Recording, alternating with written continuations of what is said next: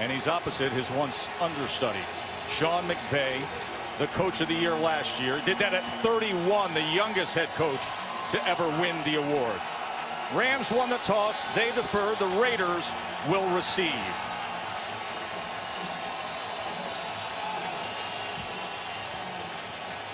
You talk about an electric atmosphere down here. The Black Hole, this crowd, they've been waiting on this for a long time, Joe. They are going crazy. And you can hear the roar as Dwayne Harris set back, and the Pro Bowler Greg Zuerlein, veteran, strong leg, kicking ace for the Rams, will get us underway.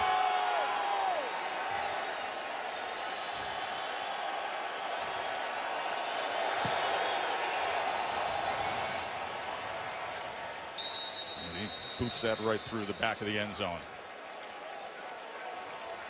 So Derek Carr, who John Gruden says everything we do here is about him. Yeah, Derek Carr 2 years ago, this guy was an MVP candidate. Last year he fell off a little bit. He had the bad back injuries. Team went 6-10, but he feels rejuvenated. We need to see what this offense looks like. He's already fourth in Raiders history in passing touchdowns. Set up. Blue lady. What's up? Marshawn Lynch gets ahead for 3. Beast mode at 32 years old. Was limited a little bit in practice this past week with a groin injury. See, at 32 years old, the fourth oldest active NFL running back. Chucky's going with the no huddle, up-tempo offense.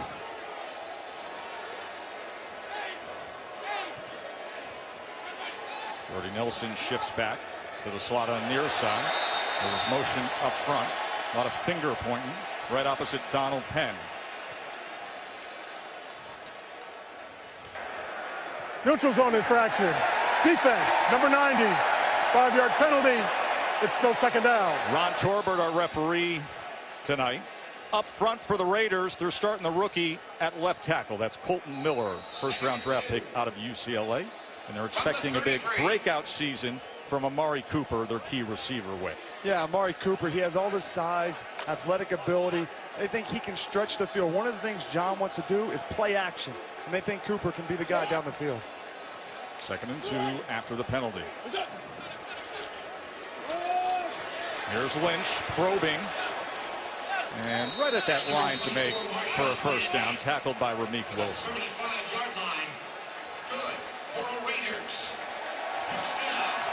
You know, I think it's important to note early, guys, Gruden came out with a couple of tight ends. They're trying to get in big personnel. They're not going to allow the Ram defense to get in pass rush mode. They're going to pound them to see if they can hold up against the run early. 2 tight ends here as Lynch splits out wide to the top of your screen. This is what Derek Carr does so well. The audibles at the line of scrimmage, he thinks he can get them in the right looks. Carr. Quick slant, high throw, but caught by Jared Cook. Chunk play, Raiders, the big tight end. 45-yard reception. Here he is right here. He's matched up on every cam, the linebacker, and then he blitzes. So he just runs a quick slant. That's one of the things we're going to see is Wade Phillips is going to blitz. It's just a quick slant. That's a matchup they like with Jared Cook. Derek Carr trying to calm down the Black Hole. They are roaring, and that's the direction that the Raiders offense is going in right now. This is the offense they've wanted to see. They come with jet motion with Cooper, who's able to turn the corner and find a burst. Finally run out by Talib, 8 yards for the Raiders. And this is what I wanted to see from the John Gruden offense. This wasn't around 10 years ago. The fly sweeps, reverses, the quick game, going to the empties. We were all wondering what he was doing in the lab the last 9 years, and we're seeing an aggressive, up-tempo offense. Now can they capitalize in the red zone? High formation with big Keith Smith in front of Marshawn Lynch. He's changing the play, getting it to the right side with the run game.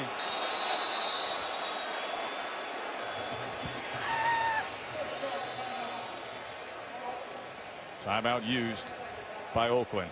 Now, you mentioned Derek Carr and changing things up at the line of scrimmage.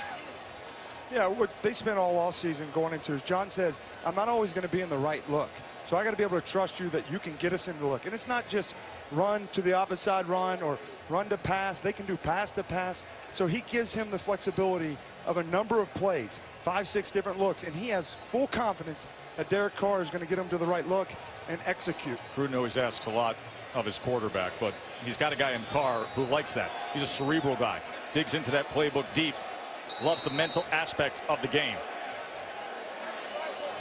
He can't get enough of it. He loves it. He goes in there every morning. What do you got for me, coach? Give me something else.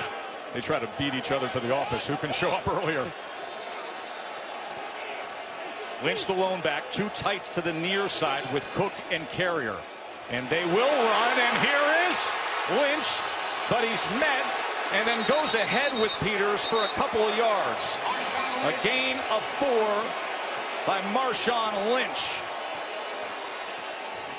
You know, guys, one of the places that the Raiders feel like they have an advantage is the inside 3. You talk about Jackson, Hudson, Osemele. It's clear to me early on, John Gruden is going to take his inside 3. He's got $70 million guaranteed inside, and he's going to see, can this Rams front 7 handle the pounding? So far, it's good for the Raiders. Chucky Dolls out in force. They're going to erupt if they bring it in right in front of them and cross that goal line. There's motion on the left side on 1st and goal. False start. Offense, number 86. 5-yard penalty. It's first down.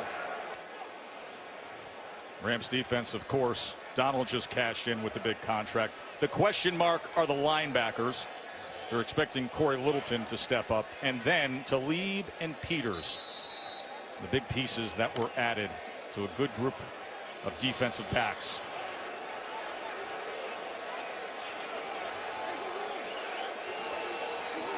Backed up to the 12 now for 1st and goal.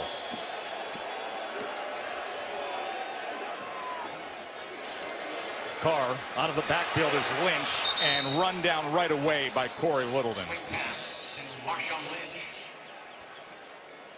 Marshawn, he does such a good job out of the backfield. You know, people are saying, is he still beast mode? Does he have beast mode? We saw a lot of 8-man boxes where they're bringing the safety down. He's still having a lot of success running the football. Now they have to capitalize on a 2nd down.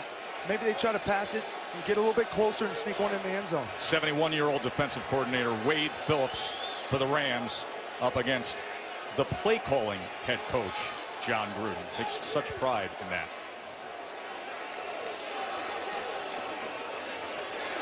Lynch testing the middle and getting a push right through.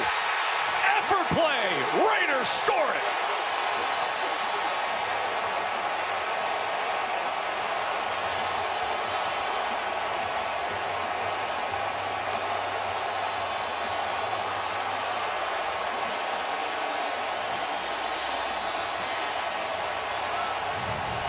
You're going to see him here. All-out effort. Beast mode's just digging. You question if I had any Skittles left in his pocket. Takes the whole group. You see Gabe Jackson pushing him. Rodney Hudson pushing him. And that's what this offense. Derek Carr saw that it was a 6-man box. He checks it to a draw because he's got 6 blockers. Great execution. That's the drive the Black Hole was looking for. Look at Chucky there. I mean, that's just physicality. With Gruden, at his core, wants to run the football and be physical. That drive was indicative of the old John Gruden. Everyone talks about the West Coast offense. At his core, he wants to line up and pound you with a big back.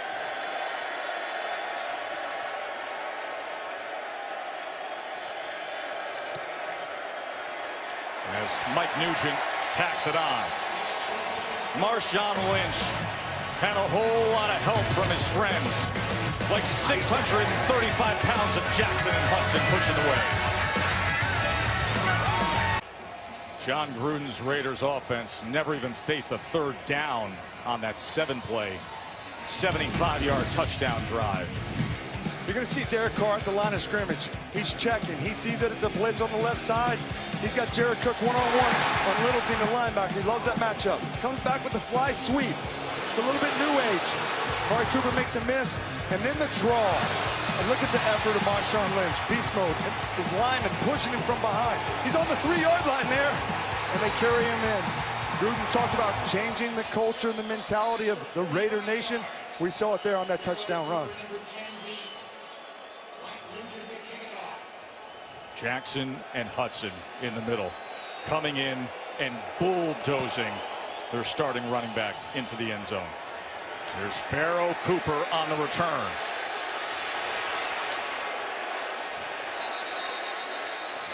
"26-yard return by Cooper. And here comes Jared Goff. First overall pick in 2016. Head coach Sean McVay says he is really becoming an extension of the coaching staff, and that is that next level of development. Yeah, Goff, he turned it around. He had the struggles in year one as a rookie going 0-7. McVay brings him in, changes the culture, and he has so much success by simplifying those reads for him. Now in year 3, can he take the next step? Great challenge on the road. Good luck hearing anything for Goff right now. They go with a jet motion handoff to Brandon Cooks. And Cooks is on just beyond the 30. Well, this offense has talent everywhere you look, especially with number 30, Todd Gurley, at running back. Your expectations? Well, he's a dual threat secretariat. I mean, he runs it between the tackles like an Ezekiel Elliott, but he's just as good out of the backfield. Compare him to Le'Veon Bell, catching balls out of the backfield. But what makes this offense so good is Sean McVay. The runs look like pass, and the pass look like runs. There is Gurley, the offensive player of the year last season in the league. 2nd and 4 after the run by Cooks. They bring the motion again, but this time it's Gurley testing the right side as he is taken down. That was Frosty Rucker on the tackle. 2-yard gain from Gurley. Last year, Gurley led the NFL in scrimmage yards, went for 2,093. You know, Joe, when you talk about 3-down backs, everyone mentions Le'Veon Bell. I believe he's up there, but in my mind, the best 3-down back in football is Todd Gurley. He led this team in receptions last year. He's a do-it-all back. He's going to try to do it all for the Rams tonight. 3rd down and 2.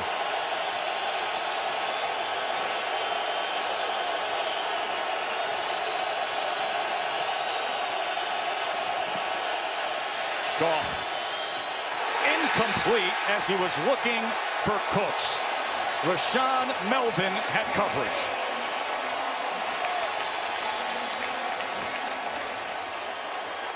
That's just really good coverage out there. Melvin against Cooks. Melvin is physically bigger than Cooks. Cooks is going to have to work to get off that jam. That is just really, really good defense.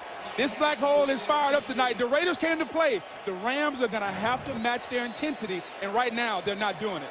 Big 6'5", 241-pound Johnny Hekker boots this away, and he backs Harris all the way inside the 10, and Harris somehow gets past the initial surge. What a punt by Hekker. 62-yard punt, 9-yard return. Gruden's offense with Derek Carr back out there when we return.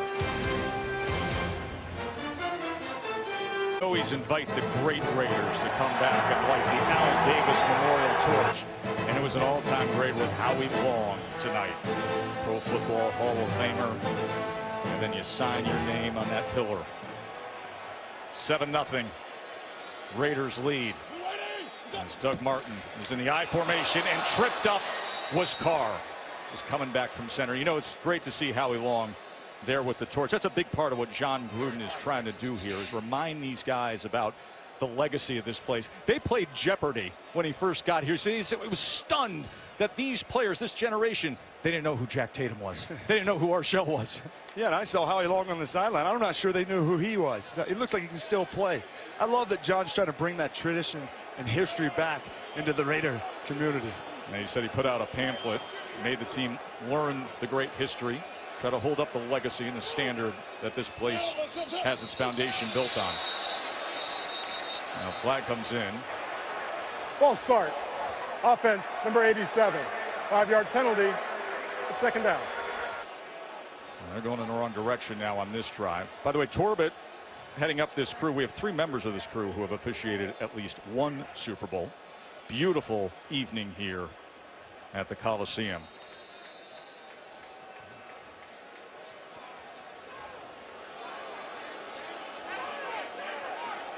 Makes for a 2nd and 20 now. Back at the 5-yard line.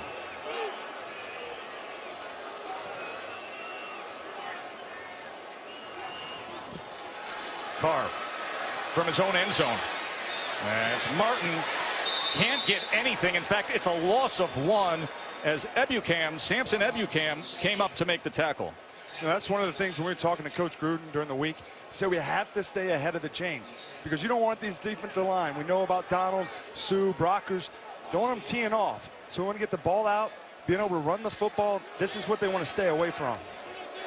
3rd and 21, and your opposite, Sue and Donald.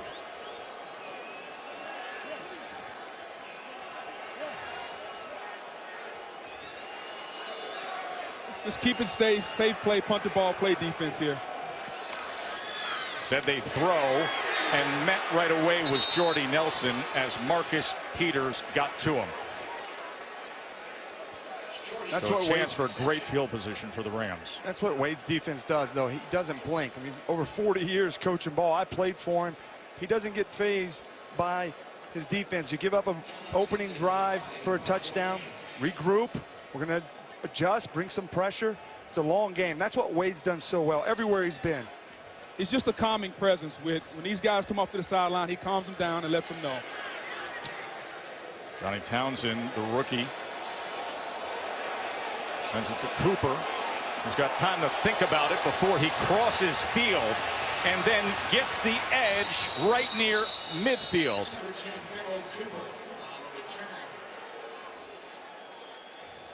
The NFL's reigning Offensive Player of the Year, Todd Gurley. Every conversation of fantasy football is focused on that guy in recent weeks. He's next.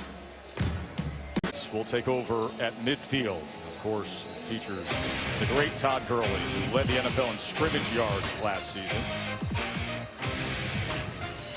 Averaged 87 rush yards, 52.5 receiving yards per game.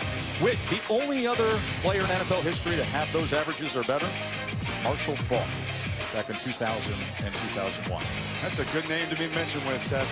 He really is. He can do it all. I mean, he understands the passing game as a route runner, but he also is in protection. He's in every down play. When you watch him, he doesn't come off the field. He's tough to tackle. He's got great awareness as a receiver. Hey, Bud, you know what else he is? He's rich. He just received a 4-year, $60 million contract extension this summer. And he should have got more. He's worth every penny, big guy. Play action. Goff with time. And incomplete as he threw it a little bit short and behind Cooper Kupp, who was streaking down the near side. Yeah, Coop's got to make that catch. Cooper Kupp, you're going to see him. He's turned it back. Just regroup. He's got to make that catch. He had a remarkable rookie year. Those are the plays. That's the play action I was talking about, Joe. They're going to fake it to Gurley, pull up, and he's going to go all the way across the other side of the field. Kupp's got to make that play. 2nd and 10.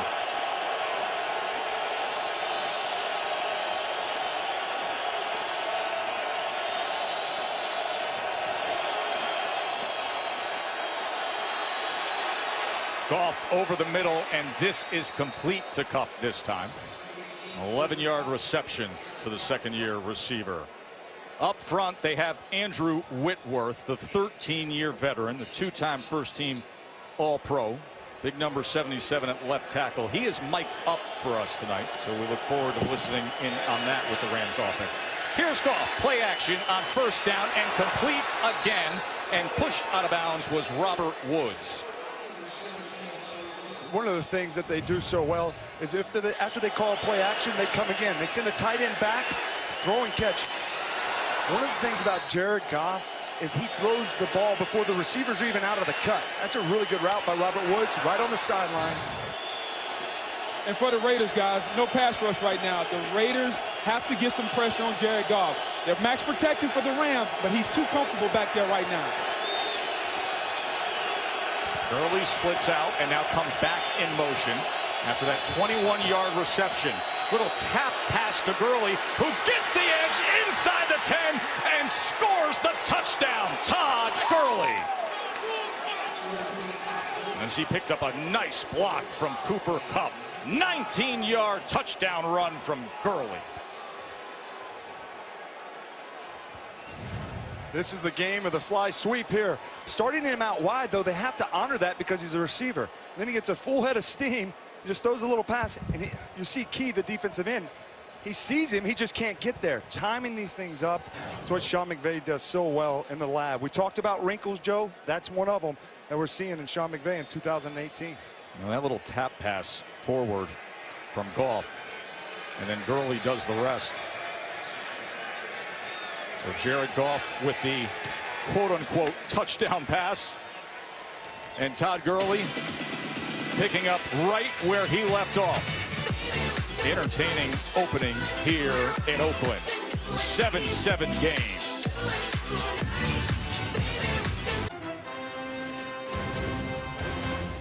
ESPN Monday Night Football is brought to you by Courtyard by Marriott, the official hotel of the NFL.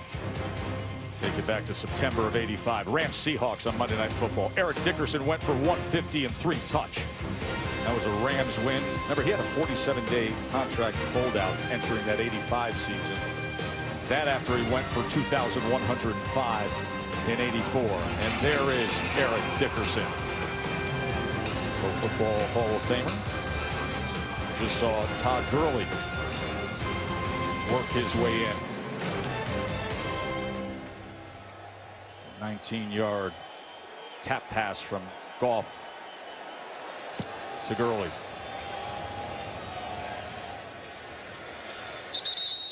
Marshawn Lynch had that touchdown to get the night started. He's from right here in Oakland. Went to Oakland Tech High School, about 8 miles away. Look at this photo of Marshawn Lynch back in high school. That's Steve Urkel. Where the senior superlative was most likely to go pro. Did he ever? Of course, went to Cal, went pro, and has been so wildly entertaining and successful as beast mode. Look, you can't get over that photo. Hey, something tells me he's going to be upset that we showed that photo on national TV. Play action. Carr extending the play. And then a flag is down as he went to the near side to Amari Cooper. We will check on the penalty flag. 16-yard reception to Cooper. Holding. Offense, number 77. 10-yard penalty. Replay first down. And that's the rookie left tackle, Colton Miller. Look, I'm going to offer this up to you. I'm going to give you a little split screen just because you got a chuckle out of it. Hey, talk about a guy that's changed over the years. The guy on the right looks a lot more friendly than the guy on the left, Tess. I want the guy on the left in my backfield, especially the way he ran on that opening drive. That 10-yard touchdown run where Jackson and Hudson just got behind Big Marshawn and put him through was something. 1st and 20 after the penalty. To the outside to Carrier. Well, it's interesting, so much made of the offseason acquisition with Ndamukong Suh in the middle of this defensive line, and of course the $135 million contract just signed by Aaron Donald, but we haven't called their names much early on. Yeah, well, the reason is that ball's coming out so quickly. You see it there, just a little quick hitch route. He is so disruptive, Donald is. He can beat you with power, he can beat you with explosiveness, and he has a motor that's just like unlike anything in this league. 2nd and 8, bunch formation with Cook in it on the near side, and once again finger pointing as there appeared to be motion up front. Gruden getting a little frustrated. Ball starts. Offense, number 4. 5-yard penalty. It's 2nd down. So now that's 4 penalties on the Raiders, all on Gruden's offensive unit. You know, we talk about Aaron Donald and Ndamukong Suh being quiet early. I'll go back to when I was in Tampa. We used to go against this Gruden offense when myself and Sapp were in there. What they're going to do is they're going to make sure Rodney Hudson, the center, knows where Aaron Donald is, and they're going to allow the other guard to play one-on-one with Ndamukong Suh. They aren't going to let these two guys wreck shop inside. Right now, they've mastered that little stem at the last second to get the offensive line to false start. Exactly. As often is the case when you stem. Jalen Richard in the backfield now with Carr on 2nd and 13. Pressured and put down. And a flag comes down as Brockers and Donald collapsed on Derek Carr. Just a tremendous move by Aaron Donald. I mean, tremendous inside move, Tess.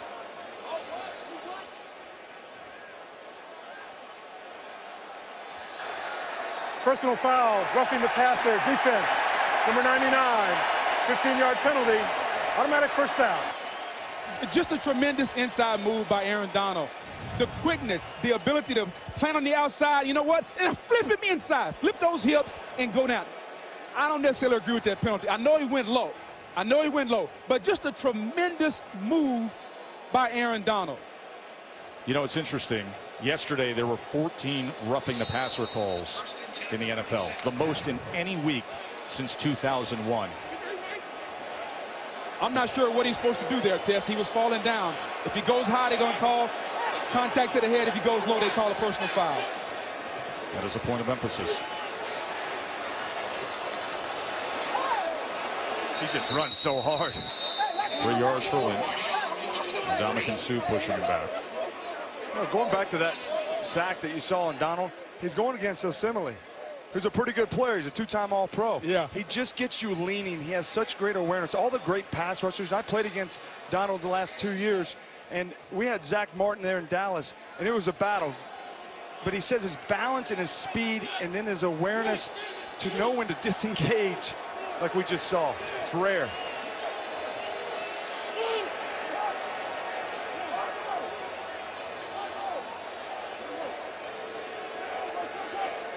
Second and 7. Carr gets it up quickly again as Jared Cook was looking for a call. He was covered by John Johnson, who's a very promising safety out of Boston College, his second year. And he sees the matchup. He likes it. He likes Cook. We saw earlier some of his ability. Johnson just gets up and presses him. You don't see that against big tight ends very often. And one of the things he does right there, he gets that right hand in. Great awareness, instincts for safeties to be ball hawks. It's rare. He's done a good job of that at an early age. You talk to people around the Rams, they say Johnson was an absolute steal of a draft pick in the 3rd round. Started 11 games last year, was 3rd on the team in tackles. It was Carr's first incompletion, 5 of 6 passing. 3rd and 7 now. As he goes underneath, and Cook will get it ahead past midfield. The Raiders will move the chains. 11 yards on 3rd and 7. That's one of the things that you're going to see Cook, and one of the reasons why John likes these veteran receivers. Short-term memory, forget about the last play, come back, hit him on the drag. He saw that it was man-to-man once again. Boy, they're really going tempo here. And a timeout is used by the Rams. Wade Phillips, the defensive coordinator for that guy, Sean McVay. We raved so much about McVay at a young age at 32. Phillips over there at 71 years old. Started his coaching career in 1976.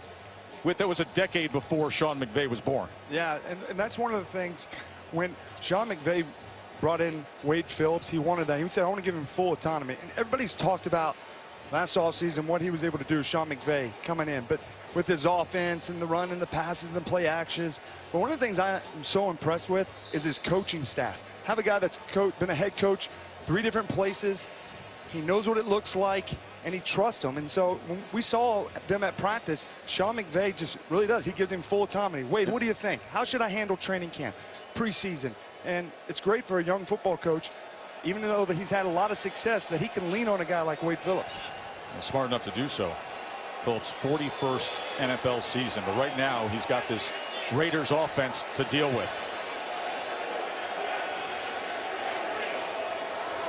Empty look for now with Carr as Jalen Richard has come down to the near side of your screen. Carr is going to put it up and put it out of bounds, and a flag is down back at the 42-yard line. Seen that face before, haven't we?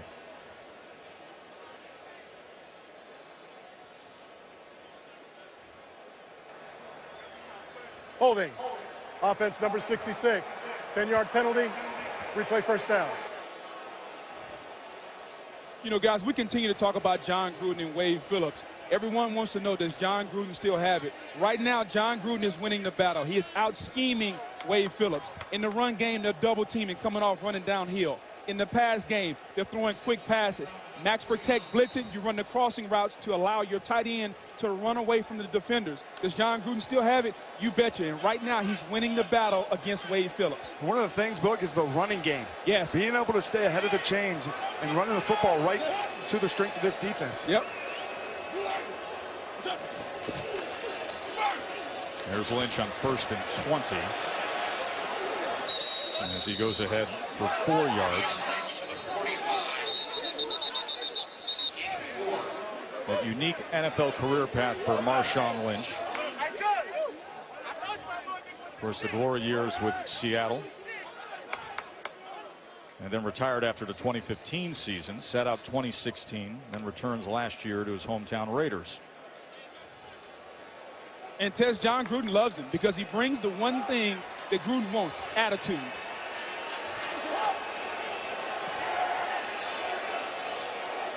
Tight bunch to the top. That includes Seth Roberts, Cooper, and Cook on 2nd and 16. Carr. Here's Lynch as he lowers the shoulders back towards the 50, or is met by LaMarcus Joyner, 6 yards there. One of the things John's known for is what he does pre-snap. See, Jared Cook started up top. He motioned back down inside. He's chipping the defensive end. It's just allowing Derek a chance to see it all. And if he wants to check, go ahead and do it, buddy.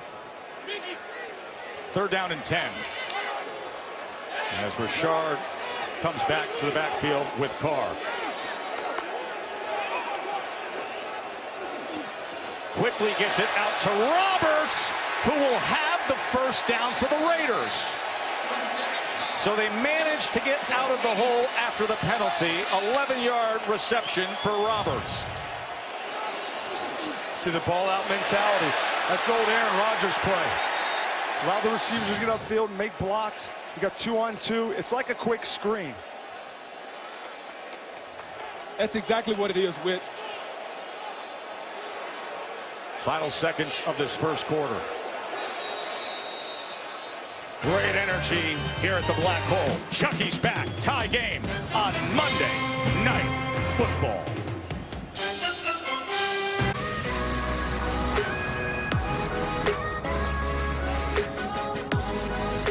Beautiful night here looking at the Bay Bridge in Oakland, California. Joe Tessitore alongside Jason Witten.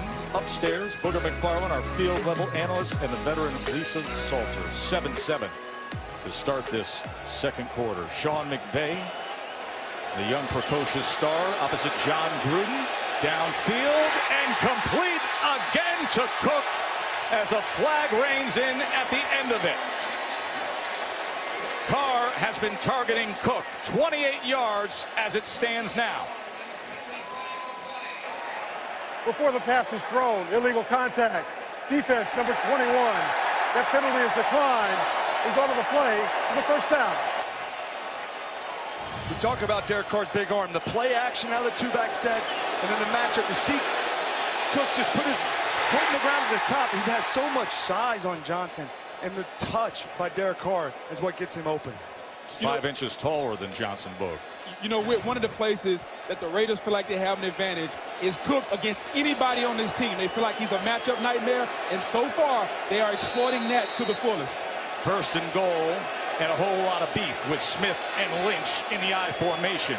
Remember how they thundered at home last time they were down deep. Offset I now as Smith comes right. And Lynch penetrating the backfield and getting in there that time was Ebukam. And Matt Longacre did a good job as well, a loss of 5. That's the key to this whole offense. So going back to that big play action pass, that ball out mentality and being able to run it, that's when the play action then opens up. Great call and great feel by John Gruden. See how these guys are rushing, then Max protect it and get the tight end on the safety. Rams are starting to control the running game just a little bit. This penetrating Wade Phillips defense starting to get in the backfield, fellas.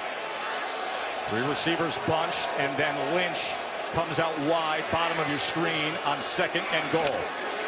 Carr sprinting right, and now he's going to tuck and run and just get inside the 10.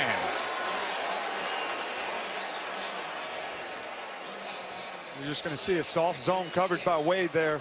He saw that it wasn't open, and he was able to extend the play and then run it. Now get himself in the 3rd and manageable inside the 10. We're going to see what he's going to do here. I mean, Cook's been a matchup nightmare so far. Wouldn't be surprised if they figured out a way to get Cook in a one-on-one situation. If you're the Rams, you got to get after the quarterback. Derek Carr is having too much time in the pocket. Should be a big down here. 11th play of this drive. Man-to-man coverage. I think he likes it. Oh, he called the timeout. And a flag comes in as the play clock was running down.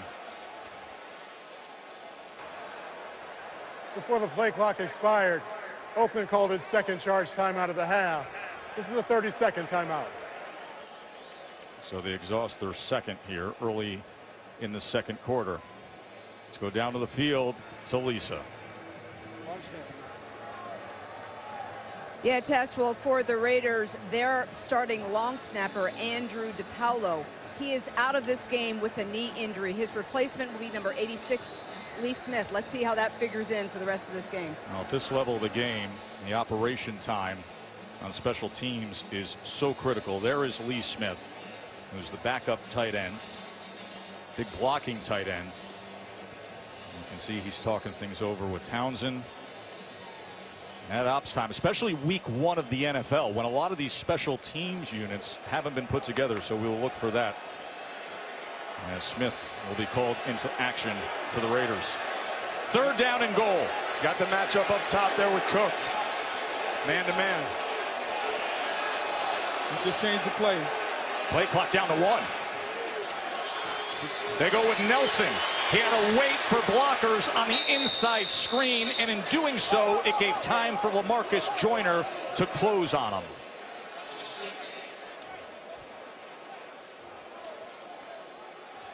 So keep in mind of what Lisa just reported on. The new snapper now is Lee Smith. Andrew DePaulo is out of the game. So Smith has to come in and give it a go. Of course, he's got the veteran Mike Nugent, the 36-year-old. And it's a short 24-yard attempt.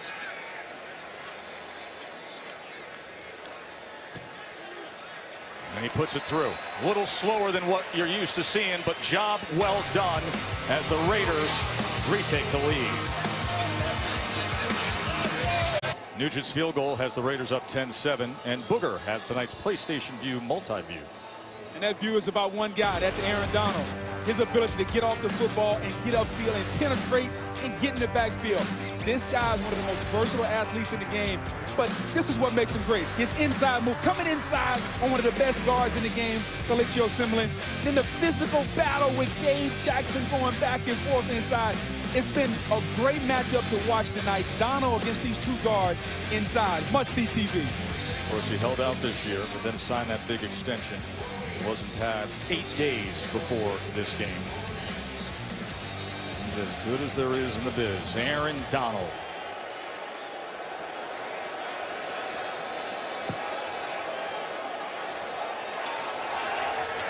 Cooper's going to take this out from 5 yards deep. As that Rams offense will be back out there with Andrew Whitworth, the veteran left tackle, who is wired up with the Monday Night Mike. Yep, we got to score every time we touch it.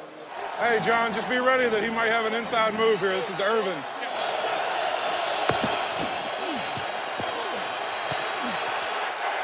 He called it. Let's go! There he is, Whitworth, the veteran player. You know, he came here last year to help change the culture, and he probably had his best year making All-Pro. He's a leader. He's helped Goff.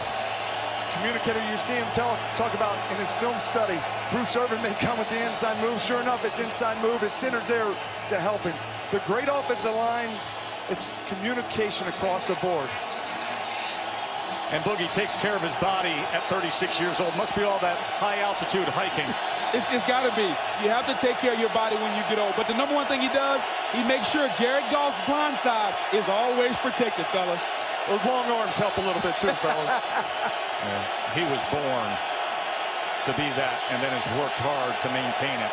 Spectacular talent for years now is Whitworth. Goff batted away. Great play on the ball by Gilchrist.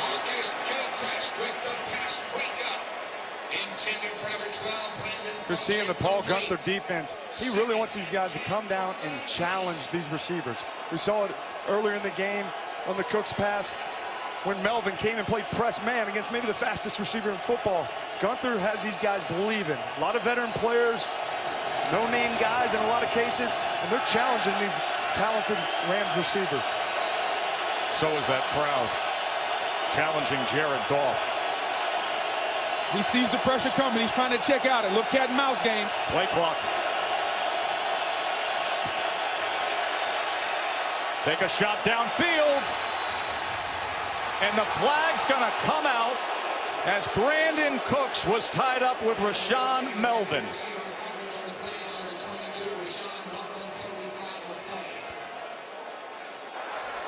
Pass interference. Defense, number 22. The ball will be placed at the spot of a foul. Automatic first down.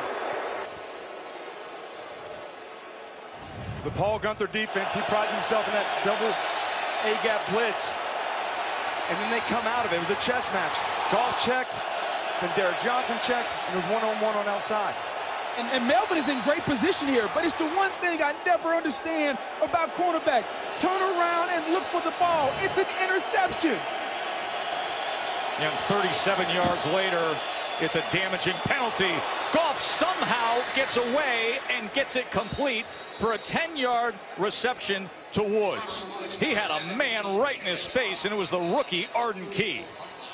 That's some of the things that I'm looking from Goff. We know about his strong arms and the play-action passes, but improvising, just like he did there, and finding plays.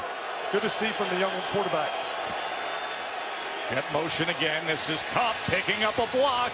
And another first down for the Rams. That was Robert Woods, who was riding the path ahead.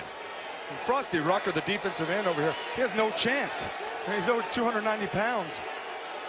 Those quick sweeps like that, they're just such good matchups for the offense. And look at the pace and tempo now with the Rams. They have found the rhythm here on this drive. A Raiders defense, a mix of veterans, and of course, minus Khalil Mack, who showed exactly what he's all about last night in that Chicago-Green Bay game. As this time, the front does their job, limiting Gurley to just 2 yards. And it's one of the things we're seeing from both team guys. Tempo, tempo, tempo. Making defensive guys that haven't played a lot of snaps in the preseason play over and over and over at the line of scrimmage. Both coaches are cut from the same cloth, and they're both using up-tempo tonight against these defenses. It's interesting to see that the Rams wide receivers, Kupp and Cooks, have 18 yards rushing between them. Gurley has 4. Never would have thought about that. 2nd and 8, going right into the roar of that black hole. B-gap pressure, they pick it up. Throws to that side, nearly picked off that time as Gilchrist was trying to make a play on the ball. And that's what Paul Guenther's going to do. You see Leon Hall, the veteran, but the veteran cornerback, he's going to blitz in there. He played with him in Cincinnati, and then it forces the tackle there, Heimenstein, to come down, and the defensive ends unblocked. So Goff has to get the ball out. He just misses with the throw.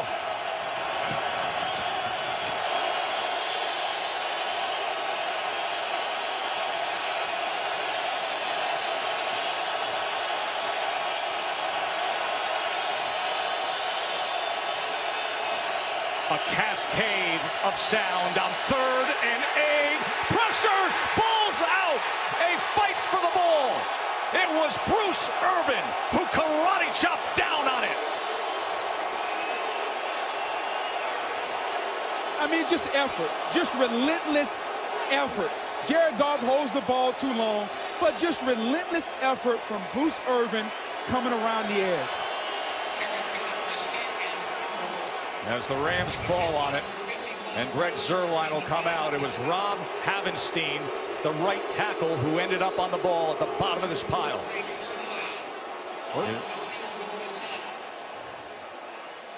Rutan loving the play and the motor from Urban. And Joe Havenstein did a good job. Goff just can't hold the football that long. Urban came all the way around the bend. Step up inside the pocket. Yes, step up. 46-yard attempt off the dirt for Zuerlein. And it is no good. Not fun to kick off the infield dirt.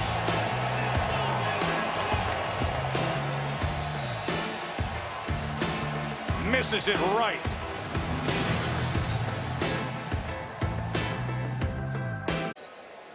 Zuerlein just missed a 46-yarder off the dirt. This was a concern of the special teams coordinator, Bones Fassel, so much so that that's where they held special teams practice last Tuesday. Cal Lutheran's softball infield. The concern showed up. He missed off the dirt. Here's Martin trying to go right into the teeth of that Rams defense. Watch this coming off the dirt as that plant foot comes down.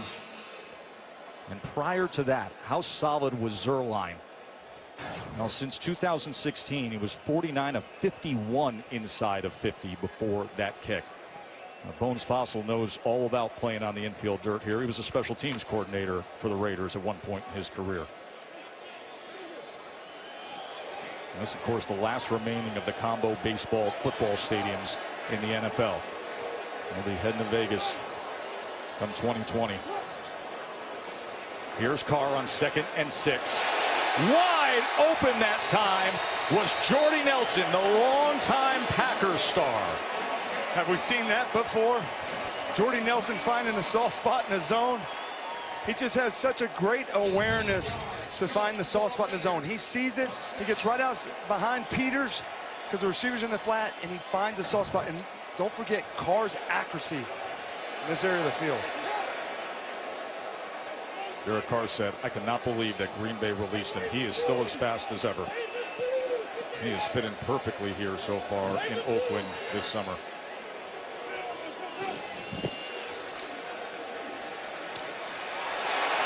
Looks to his tight end again, and Cook drags Johnson ahead for 2 more yards. But this is what we're seeing tonight. John Gruden's heard about this pass rush all season. The ball out mentality. You're going to see him there on the quick slant, 2.2 seconds. He's going to come back, throw a little hitch route outside. And then he throws the quick screen out wide on a 3rd down. Throws it for a 1-yard pass in the air, and they get 9-10 yards. That's what they want to do, and then the chunks will come in behind it. But again, it all goes with the running the football for Oakland. You see the next-gen stats. 2.2 seconds is the average time to throw tonight, as Doug Martin goes ahead for a 1st down. Well, Doug Martin, after 2 Pro Bowls over 6 years with Tampa, was waived this past February. And now here backing up Marshawn Lynch. And it's kind of like Gruden's recreating the early Raiders scene he had at running back. You got Lynch, Martin, and the big fullback. Remember, we used to have Tyrone Wheatley, Charlie Garner, and a thunder and lightning approach. John Ritchie, version 2.0 perhaps with Keith Smith. Yeah, he's a good running back. He's had 2 seasons over 1,400 yards in his career. Nice change of pace for Lynch. Carr. Here's Martin. He slips down, and that'll be a loss of 2 yards as Lawler was quick to get out there. Be interesting to see if Wade adjusts his defense. I mean, Cook is really a tough matchup for Johnson. And he's doing it from a number of different places. Play action at the tight end, then he's doing it outside, too.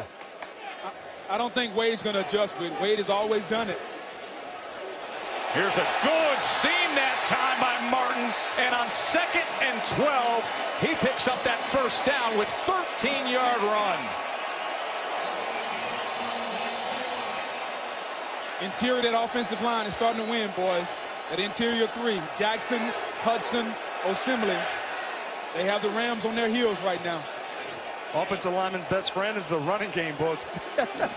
And it's showing up here. Once again, Martin probing, and this time Littleton closes in on him. Yeah, as you're sitting here looking at this, guys, the Rams defensive line, they want to get upfield. They want to penetrate. They want to get in the backfield. John Gruden is using that against them. You have this big physical offensive line of the Raiders. They're starting to come downhill. As a pass rusher, I don't want any part of the run game. I want to go get the passer. I don't want to play double teams. He's making Donald and Sue and Brockers play a lot of double teams tonight. Look, I like that perch you got there. You're seeing what's happening in the interior of that line. He's got the matchup up top again with Cook. 2nd and 10, looking for it all. Intercepted by John Johnson. What a play. They went to the well one too many times often. How many times have we seen Cook outside one-on-one against John Johnson? Johnson says, no, I've seen this before. Carr underthrows it, and he goes up and gets it. Tremendous play by Johnson. Big time by Johnson on Monday Night Football. ESPN's Monday Night Football is brought to you by GMC. Live like a pro. Well, that is the construction that has already started at their future home on the Vegas Strip. The Raiders. Look at the billboard. It's head coach John Gruden that they're advertising for that stadium to be ready in the 2020 season. Mark Davis very proud of that accomplishment. Son of the legendary NFL Maverick Al Davis, the owner of the Raiders, Mark Davis. Is that the best bowl cut in ball? And is that the best coach he could ever want? Because for years he was hoping that Gruden would say, no more Monday Night Football, Booth. Get back to the Raiders. And a 10-year reported $100 million contract got Chucky back. So the interception by Johnson. And now the Rams trying to get back to business in this ultra-loud setting tonight. Here's Gurley. And Todd Gurley with a great run for 11 yards. Todd Gurley. He hits that hole and just trusts his lineman to get displacement. I mean, Whitworth just dominated him on the outside there.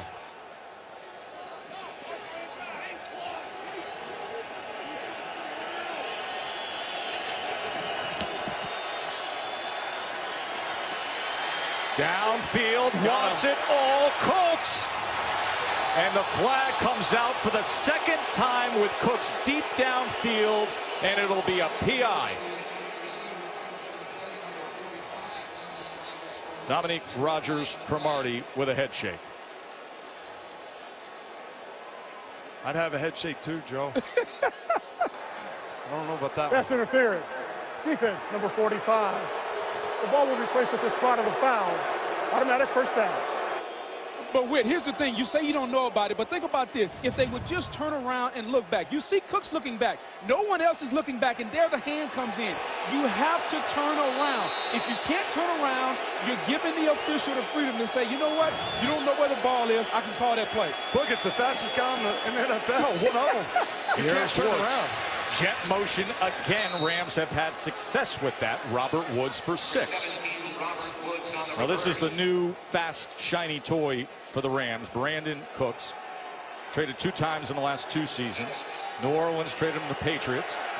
Spent that year there. And then New England sends him over to the Rams for a 4th-round pick. With a 4th-round pick for a 1st and 6th. And he has already delivered. Had the 2 big pass interferences. 50 yards coming that time. And, Joe, you talk about Brandon Cooks. The reason they like him a little bit more than Sammy Watkins, he's more versatile. He can run not only the deep routes, the intermediate routes, the jet sweeps. They felt like Sammy Watkins was a little bit one-dimensional. To be an undersized guy, he's strong. We talk about his speed all the time, but he can catch those routes. You see him in New England, what he did in New Orleans, and 3,000-yard receiving. It's not yards. That's not just vertical all the time. Yeah, physical too, Whit.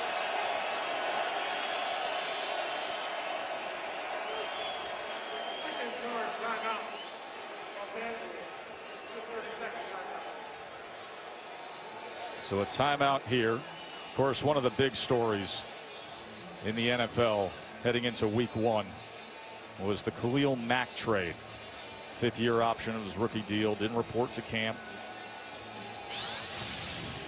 And then a decision by John Gruden and those here at the Raiders to say, hey, we don't think he's ever coming in.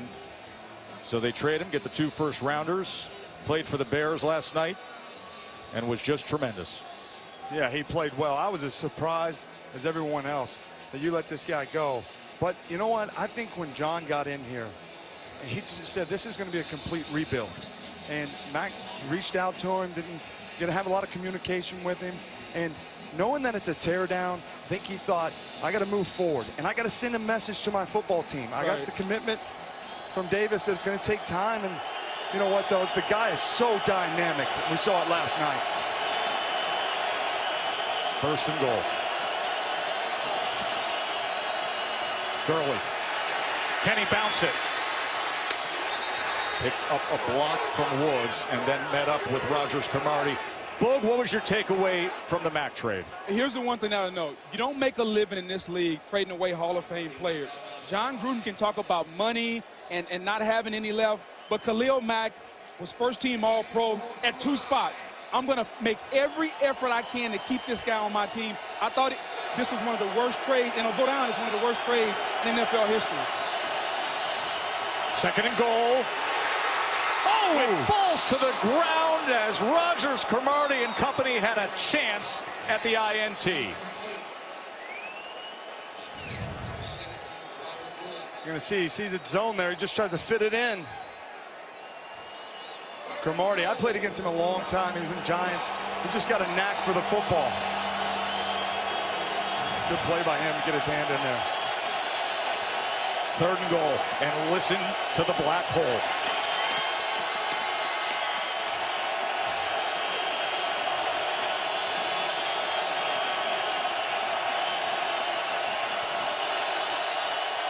Goff with time to the end zone. Incomplete. Woods was coming into the corner. Higbee was streaking down, and Garyon Conley was there. And it was a great call by Paul Guenther. I'm going to play zone defense. I'm going to drop back. I'm going to force you to find a tight spot. And once again, the Raiders have no pass rush whatsoever. Goff is patting the ball and patting the ball. They're going to have to figure out a way to get some pressure. Think they couldn't have used Khalil Mack on that play? 23-yard attempt for Zuerlein. And nothing but nice grass underneath that hold this time. As we have a flag.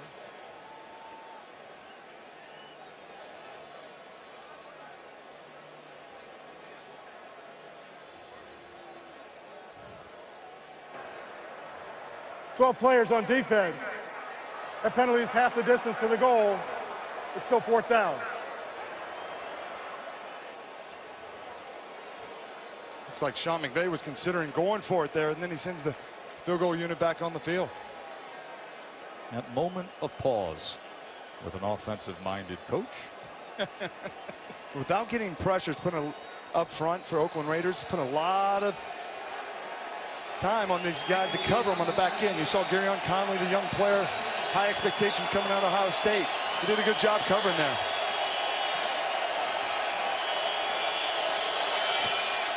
A 20-yard field goal will tie up this game. Now, you guys talked about how John Gruden is going about reworking this franchise. And he's made a lot of transactions. He's made a lot of Raiders walking the plank. In fact, 29 of the 53 players are new this season. And the average age of the Raiders team, 28.1. Folks, that's the oldest opening day roster in the NFL since 2010. 15 of those players are 30 years old, most in the NFL. What do you make of that strategy, Whit? Well, I think anytime you're going into a rebuild, some of these coaches in the past, and I saw it with Bill Parcells when he came to Dallas, they like some of these veterans as they start that rebuilding process because they know what they can get out of them. They have high expectations. They can teach. They can set the culture. They can show them how to work. And that's what John's doing here with some of the veteran guys he's adding. Of course, Derek Carr is already off to a good start in developing their relationship. Yeah, John likes veteran players. Having played for him in Tampa, guys, The young guys just don't bond well with him. He wants a veteran guy that he can count on, that's going to be professional, that's going to show up to work and do his job, which is why he's got the oldest team in football here. Hope they can hold up throughout a 16-game season. And then as you have these first-round draft picks, you'll be able to weed some of those guys out as they continue to age. So that's why you bring them in on year one.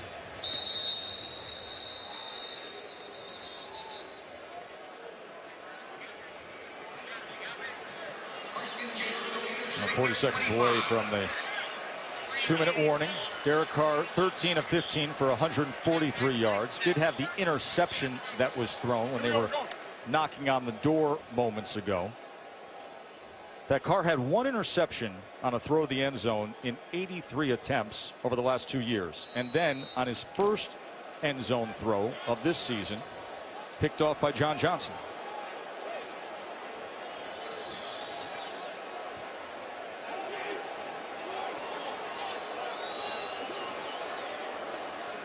Carr quickly gets it out to Richard as he scoots out right past the 31-yard line.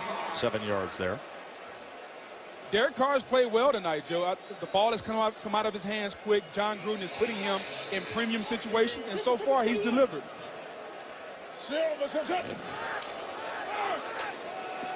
Richard will move the chains.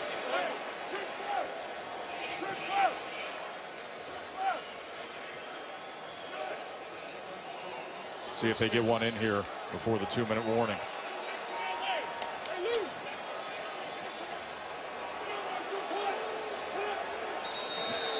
That loaded Rams roster against Gruden and this offense. 10-10 on Monday Night Football. Tonight's aerial coverage is brought to you by Goodyear. Joe Tessitore, Jason Witten, Booger McFarland, Lisa Salters with you for the Rams and Raiders on Monday Night Football to close out this week 1 of the NFL season.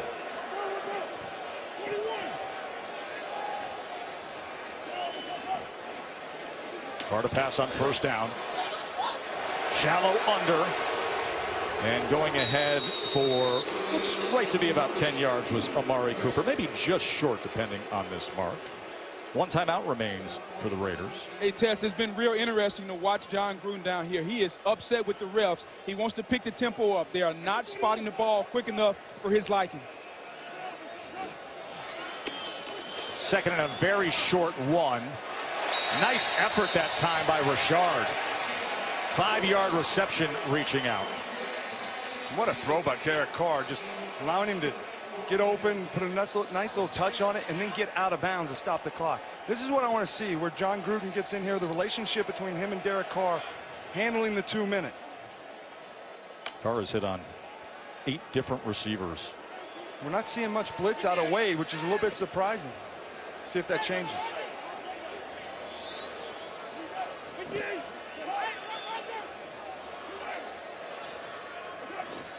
First down from midfield. Tried to check down to Richard. Goes incomplete. Minute 27 remaining. You know, Gruden, you mentioned worried about the tempo and dealing with the officials. I've been dealing with the officials a lot here. They have 125 penalty yards so far. It's already their most in the first half since 2001.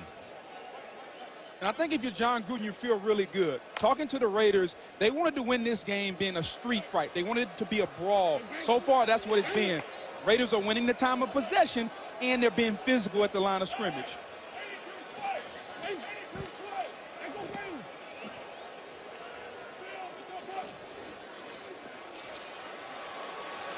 Carr was floating, and saw Ndamukong Suh in his face.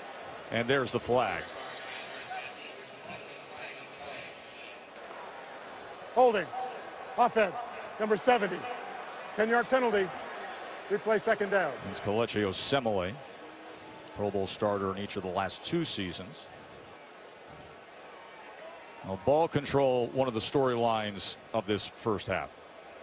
Yeah, and one of the things you're seeing in that 4-man rush, Wade's not feeling like he has to blitz, because guess who that holding penalty, Osemele, guess who was blocking there? Yeah. Aaron Donald. Yeah, best defensive lineman in the league. Coach Phillips got a lot of confidence. 4-man rush can get home, and then he can drop 7 into coverage. That's why we're seeing the running backs be so involved in this passing game. And with that penalty, a 2nd and 20. And underneath and keeping it safe, Jared Cook, as the Rams kept him in front, 8 yards there. Johnson with the tackle. It's 3rd and long here. It'll be interesting to see how aggressive does John Gruden get. Phillips is going to be in a soft zone. Does he get aggressive? Here's Carr in 3rd and 13. Settles underneath again, keeping in front. Breaks the initial tackle and bulls his way ahead. Does Jared Cook. He just ran over Aqib Talib. That's just great individual effort. Wade Phillips in a soft zone. You rally up, you make the tackle, and now they have to punt. But instead, Jared Cook catches it, not tackling, hurt the Rams in the first half so far. So now clock counting down to 35 seconds. Under again, Richard, as he goes ahead for 8.5 yards, tackled by Littleton. Remember, 1 timeout remains. How about Cook at the end of this, Whit? Yeah, just he's having a night. Just physical, lowering the helmet. Talib, the veteran player, talks a little trash. Cook just goes right over him. Got to be careful talking it when you're giving up 50 pounds. Coming up, commercial-free Genesis halftime show. Suzy Kolber, Louis Riddick, and Steve Young. We'll hear what Lou and Steve have to say about Gruden's return to the sidelines. SVP on Sam Darnold's debut. That Jets defense was something tonight. And a special performance by Torrey Kelly and Boys to Men. Boy, Boys to Men, a beautiful anthem to get this NFL season started this past Thursday in Philadelphia. That is the commercial-free Genesis halftime show with Suzy and the guys. These are the things that I'm interested in seeing with John Gruden, being away from it for 9 years. I know he works extremely hard on talking on game management. No timeouts, ball in the 30. So if they throw it in bounds, they got to get on the ball, clock it, or get another play up. See if he tries to work the sidelines. Remember, they took over at their own 25 with 2:40 left. This is the 9th play of the drive. And Cook gave them a chance moments ago. 2nd and 1, Carr. And he is just going to throw this away beyond Cooper as Dominique Easley was coming after him. 23 ticks of the clock remain. You know, with 23 seconds left and no timeouts, the entire field is still open. You don't have to throw it to the sideline. There's still enough time on the clock where you can throw it over the middle of the field, get the first down, and then come up and spike it. So your entire field is still open with 23 seconds left.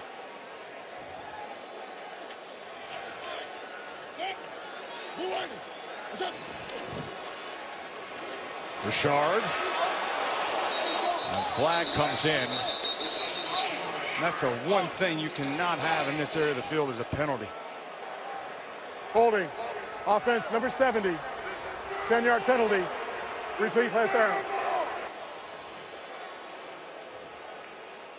Time and again in this first half. Just trying to run a quick dive inside. He tackles him. Literally tackles him. Simile does. And now you're just trying to get back into field goal range, really, at this situation. Boog, that's 10 penalties and 7 on the Raiders offensive unit. Yeah, and it's 2 on Coleccio Simile, and he's going against Michael Brockers.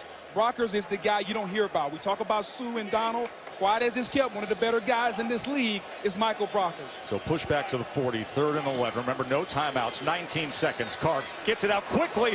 What a catch, and then out of bounds by Richard. He threw it to the inside, a little bit dangerous, and Richard made up for it. And Peters saw at the corner there. He was going after it. He came off. He was trying to come off and get that interception. And 5 yards helps them with field goal range here, as the veteran Mike Nugent will trot out there to that infield dirt that we talked about. And remember, Lee Smith, the backup tight end, is in as the short snapper. 53-yard attempt. Nearly blocked and then off to the side, but a flag is down. That was Sam Shields coming in.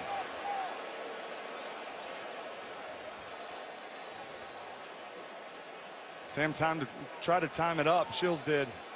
Just too early there.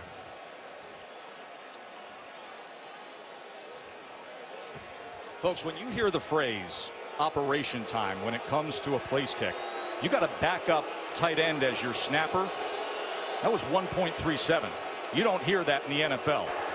Offside. Defense, number 37. 5-yard penalty.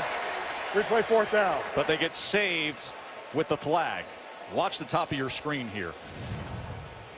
You're going to just see Shields. He jumps. He tries to time it up. He's watching the holder. Backup snapper. He doesn't do it a lot. You know, Smith, the snapper here, is playing tight end. They always try to throw tight ends in there and be like the emergency snapper. Sounds good in practice. Then you get into live action. Different story, boys. So now it becomes a 48-yard attempt. Let's see if they're aggressive again.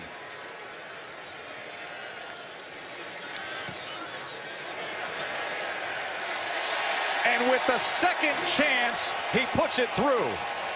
And Gruden's got himself a field goal lead.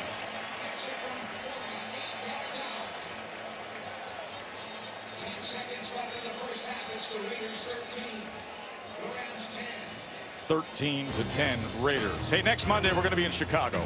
It's Russell Wilson and the Seahawks taking on Khalil Mack and the Bears. 8:15 Eastern, and coverage, of course, begins with Monday Night Countdown at 6 Eastern. How about Khalil Mack last night?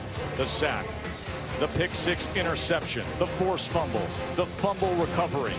His new team, but the same old dominating presence. It was incredible to watch. I mean, think about going to a new team. He's been holding out entire offseason, and to have a dominant performance like that against a good offensive line in Green Bay. You want to talk about a dominating performance and an all-time performance. Aaron Rodgers coming back out onto the field, Boog, off the injury and pulling off that comeback. Well, that's why I think Aaron Rodgers and Tom Brady are the top 2 players in the league, with Aaron Donald being number 3. But you talk about Khalil Mack, a guy that went up there. He had something to prove, showing everyone, hey, you didn't want me in Oakland? Somebody else wants what I can do, which is be an all-pro at the defensive end position.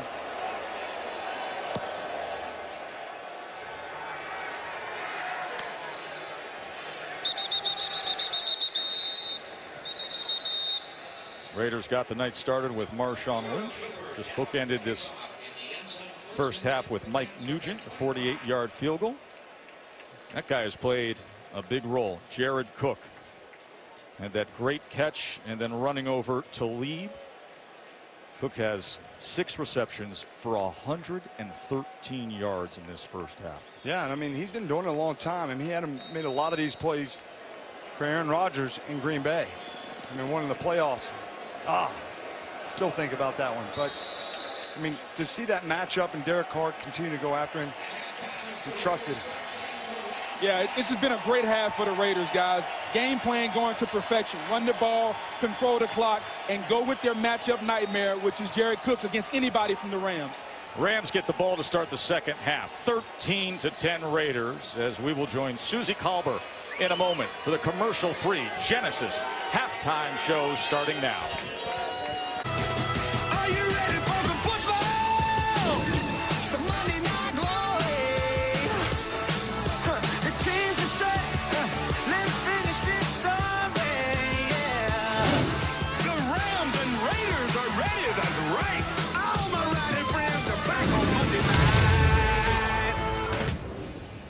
Yeah, and we got a lot of rowdy friends on the other side of that bridge at the Black Hole, where that oldest team in the NFL, they're looking young and with fresh legs, and a 13 to 10 lead here. The Raiders on top of the Rams at the half of this double dip of Monday Night Football. Glad you're with us. Joe Tessitore alongside Jason Witten. We'll hear from Booger in just a second. Let's talk about how Gruden likes to get those matchups that he prefers. Yeah, he likes to find the matchups, and that matchup tonight has been Jared Cook. He's been all over the field. You're going to see him here. He sees it's a blitz. He's got a middle linebacker, Corey Littleton. Nice little stick. And then this one now. It's a 3rd and 7. You see Johnson playing by 8 yards off. He hits him on the drag for a 4-yard gain. Turns up, big first down. And then in the red zone, this is, look, Derek Carr's been pretty flawless tonight, Joe. He'd like to have this throw back. Play to Cook's advantage. A nice little stick, got vertical. Maybe could have kept a little bit more real estate on the outside, but man, Cook's been a big-time matchup. And, Boog, you like their physicality as well. I love what the Raiders are doing, especially on the offensive side of the football. Talking to them before this game, they wanted to make this game a street fight. They did not want basketball on grass, and they've done that. They're running the football, being physical, dominating at the line of scrimmage, and for them, that's what they need to do. And Jon Gruden is controlling the football game. Beast mode, up inside, getting the black hole alive. The physicality that they're bringing is the key to this game plan. They can stay out of 3rd and long. They don't allow the Rams to get into their pass rush situations and doing what they want to do. Masterful game plan. We wanted to know, does Jon Gruden still have it? Boy, as he showed us in the first half, he can still call a football game. Whitty mentions that offensive line. The Raiders, 24 pass attempts, not a sack allowed. Yeah, that's incredible. But, guys, the other point is, after they've been that dominant, they're still only up 3. With the best offense in 2017 about to come out. Here's Pharoh Cooper. And good return out towards the 30. Let's go to our award-winning veteran reporter, Lisa Salters. Hey there, Tess. Well, Sean McVay told me that his team needs to find a way to get off the field on defense. He said we had just 21 plays of offense. We were moving the ball, but not finishing in the red zone. He said we got to come out the opening possession, this opening possession of the second half, and get it done. As for Jon Gruden, I asked him how he thought his first regular season half went. He said defensively, we've got to stop their jet sweep. On offense, he said penalties killing us. Tess? You mentioned McVay in that offense. The Rams only 20 total plays and 8.5 minutes of time of possession. But they've got big number 30 in the backfield, and they can lean on him. Here is Gurley. And there goes Gurley! Great way to start the second half for the Rams. You're going to see Gilchrist is going to come down the safety to make an 8-man box. He's unblocked. But Gurley just hits this zone scheme so quick, and the patience. And then he pushes up inside. And now when the safety comes there, you're going to see it's really hard down the field. Gurley allows the offensive lineman to set these blocks up, and allow him to climb to the second level. He's so powerful and patient. Give credit to 66 Austin Blythe, who's in for Jamon Brown at right guard. Nice block there. Here's Gurley again, speaking of patience, as he was wrapped up that time by Leon Hall. Great tackle there by Leon Hall, veteran guy. He's been with Paul Guenther a long time. He was with him in Cincinnati. Now he's here, shedding off of the block, a cup there, making an open field one-on-one tackle there on Todd Gurley. Leon Hall, veteran player. Some say longer than 2. He still got it. This will be an interesting call for Sean McVay here, because Guenther's going to bring some pressure on 3rd down. 2nd down, midfield. See what he tries to do. 2nd and 8, play action off the jet motion and complete to Cooks. There it is, Joe. That's what he does. Just that they've had so much success with the fly sweep. We heard Lisa talk about John said we got to stop it. He just dresses it up a lot of different ways and then gets the isolation on the outside. Just a skinny post with a lot of grass. Good route by Cooks. Your point of showing that jet motion, giving it, having some success, and then play action off of it. It just puts the linebackers in a bind. They heard it at halftime. Hey, we got to play the fly sweep. Well, now they can't get in the drop to that hook curl, and it's an easy throw and catch. Look at the next-gen stats of tight window throws by Goff. 30% tonight. 23-yard completion there.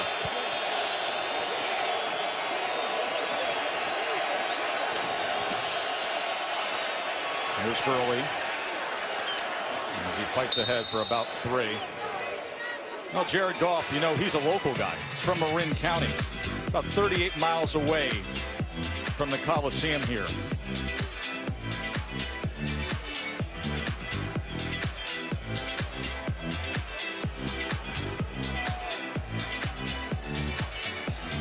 Second and 6.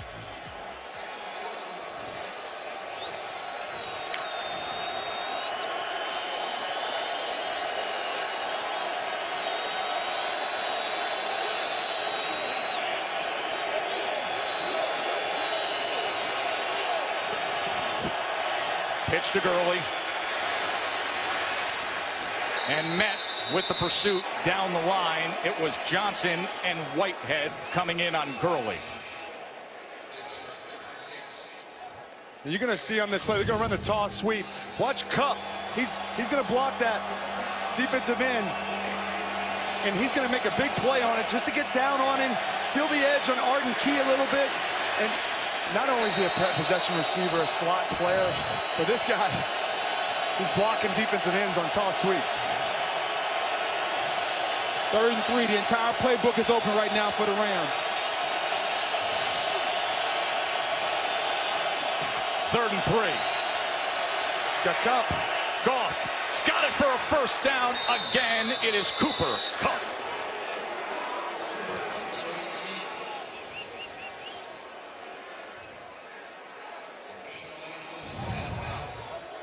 Crossing routes. You're going to see it. He just has good patience. See how he controls himself, finding the soft spot in the zone. Big conversion for Kupp. You know, they talked about his knowledge with his ability to be a young player, but understand concepts, understand routes, to know when it's zone coverage, settle down. If it were man-to-man, you keep going. Very good knowledge by a young football player in Cooper Kupp.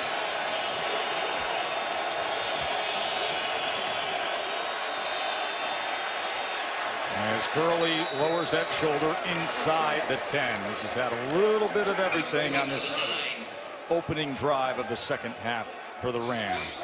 A matchup of the young hotshot play caller and head coach Sean McVay opposite Oakland's defensive coordinator Paul Guenther, who spent 13 years with the Bengals before coming over to work for John Gruden.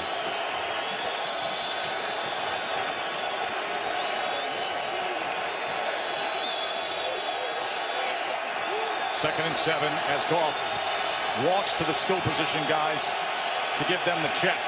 It is so loud here at the Coliseum tonight. Gurley cannot stiff arm his way free of Tahir Whitehead, a loss of 1.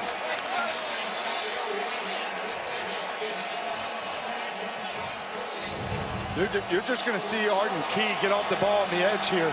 He does such a good job of seeing it, and he forces that back inside, and then Whitehead chases it down. That's one of the reasons why they brought Tahir Whitehead here, is his sideline player. Good tackle in space, and a really good running back.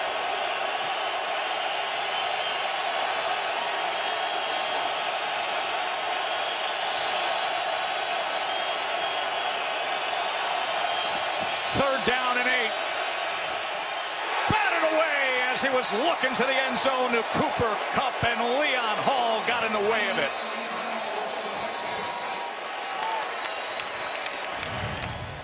He's going to see it.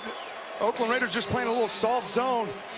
Good patience. Goff was just a tad bit late and tried to squeeze it in there. But Derek Johnson inside, he just couldn't do it. Leon Hall almost had the interception. Probably should have caught that one. But a nice breakup. Yeah, Jared's got to anticipate a little bit better. Throw it before the receiver breaks.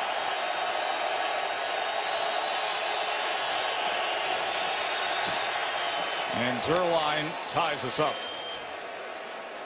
They marched all the way down, and we got 13s across on Monday Night Football.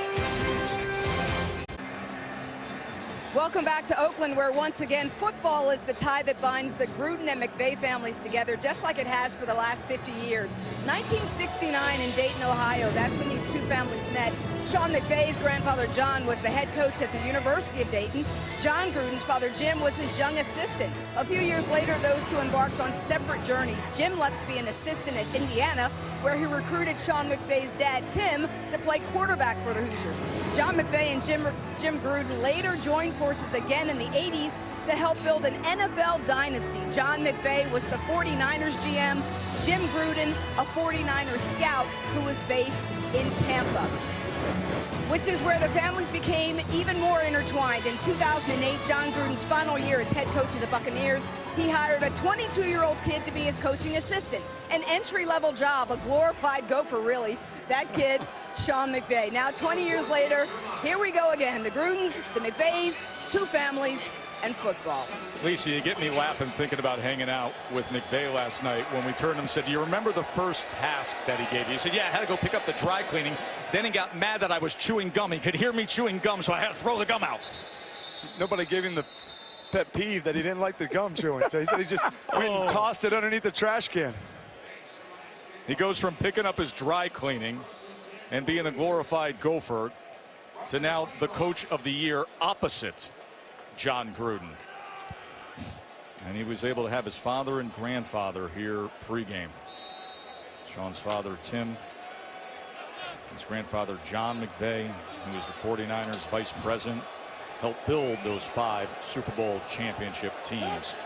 The McVays and the Grudens interwoven with football success.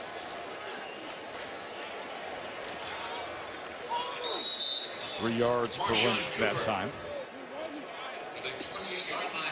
You know, if you're the Rams, guys, in the first half, the Raiders controlled the clock. Physicality. If you're the Rams, where's Aaron Donald at? Where's Brockers? Where's Sue? It's time for these 3 first-round picks to start to make some plays, especially if Wade Phillips is going to play this soft zone coverage behind him. That ball-out mentality, though, it's hard for those guys to get home right now, Boog. It's the right approach. 2nd and 7. They motion Cooper.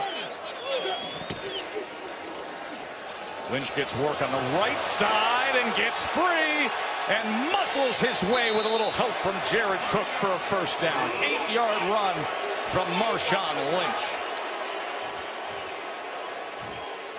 Watch this guy running the football. Question of his beast mode there. The wide zone just powerful. How many times you've seen him do this over the course of his career? And then he gets the push in the back, the mentality runs. He says he likes the gap scheme, he likes the zone scheme. Good patience, and he's got a big-time burst tonight. First down gives him a chance for an empty look for Carr. See if he stays that way. And as Lynch is to the top of your screen now. Gets it out quick again, but he goes low that time for the intended target, Amari Cooper. You see Derek Carr is telling him just hook up because it's zone coverage there. Talib's coming off that. He didn't want to blow him up. He said, just give me a little soft zone there and I can just bang it on you. Break that down for the layman, that vernacular, the lexicon of hook up. When you say that, a receiver should hooked up there. Yeah, well, Cooper's got to understand that there's a zone coverage. So if he can just find that soft spot, and usually he's outside, so he's not as familiar running those little hook routes inside. But Carr's trying to throw him open, keep him away from the hits on the outside.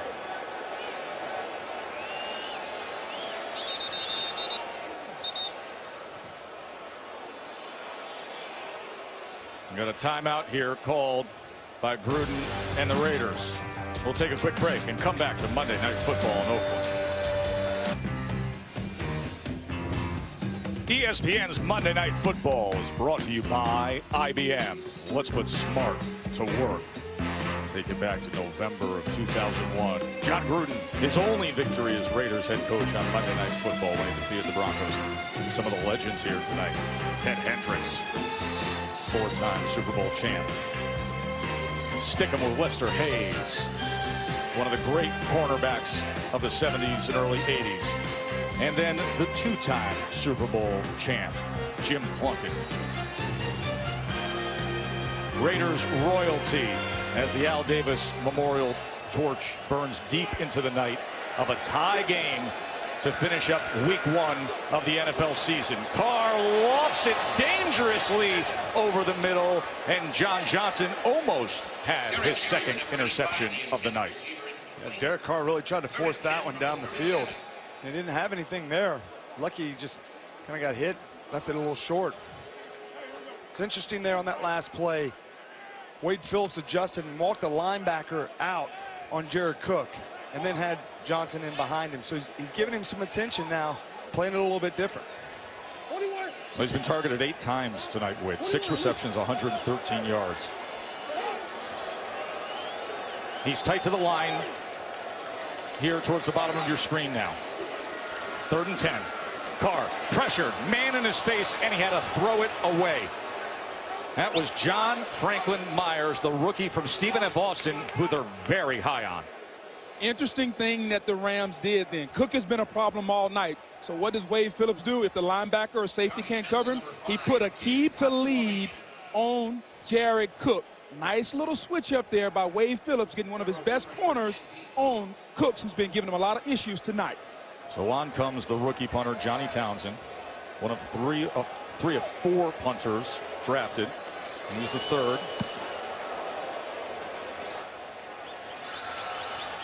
And Cooper calls for the fair catch inside the 20. What kind of finish can Mr. Goff come up with in this 2nd half? Stick around to find out. Monday Night Football in Oakland with aerial coverage brought to you by Goodyear.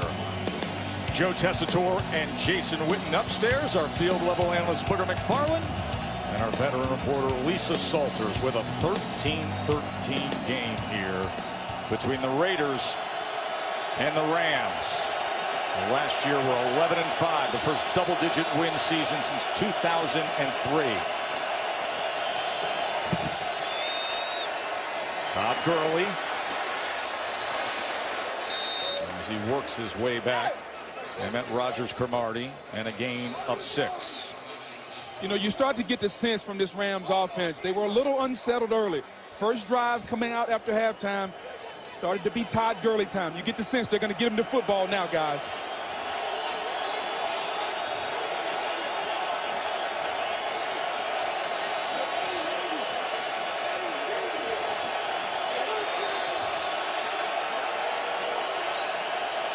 Second and 4 as Goff checks and works Gurley, who's got green space and is able to go airborne ahead for a first down. It's just so explosive what they're trying to do. Really, they need to give their defense a rest. They played okay.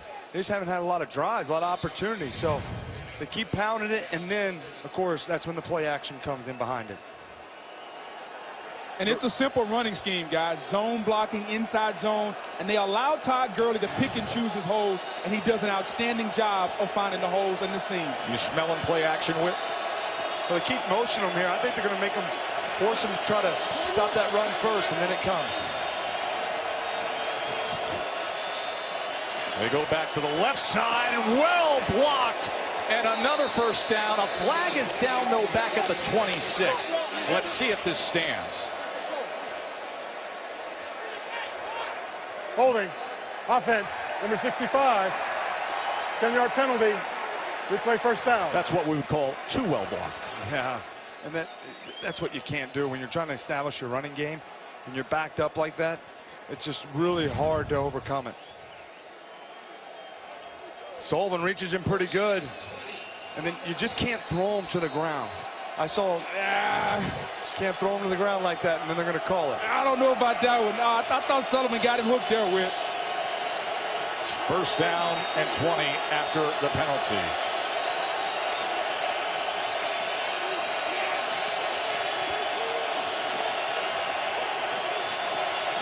Goff's ears are going to be ringing for a few days after this one. Look at Gurley weave his way to make up some of that yardage back. Tackled by Markel Lee.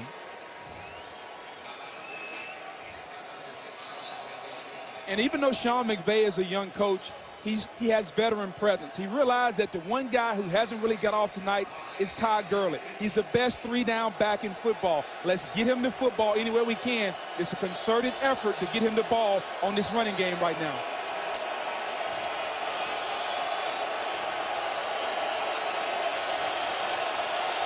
Here's the play action. And here's Goff going downfield, looking for Woods just beyond him. As Gilchrist and Nelson converge defensively. Seeing Sean McVay taking his chances on second down. That's what he's trying to do. And now it's 3rd and 15. Paul Guenther, you see him there. He likes that. What he did, he said coming into this game, we can't allow them to be third and short, third and medium. These are the ones he likes. Like to get a big stop here. Black hole cranked up on 3rd and 15. They're running high wattage.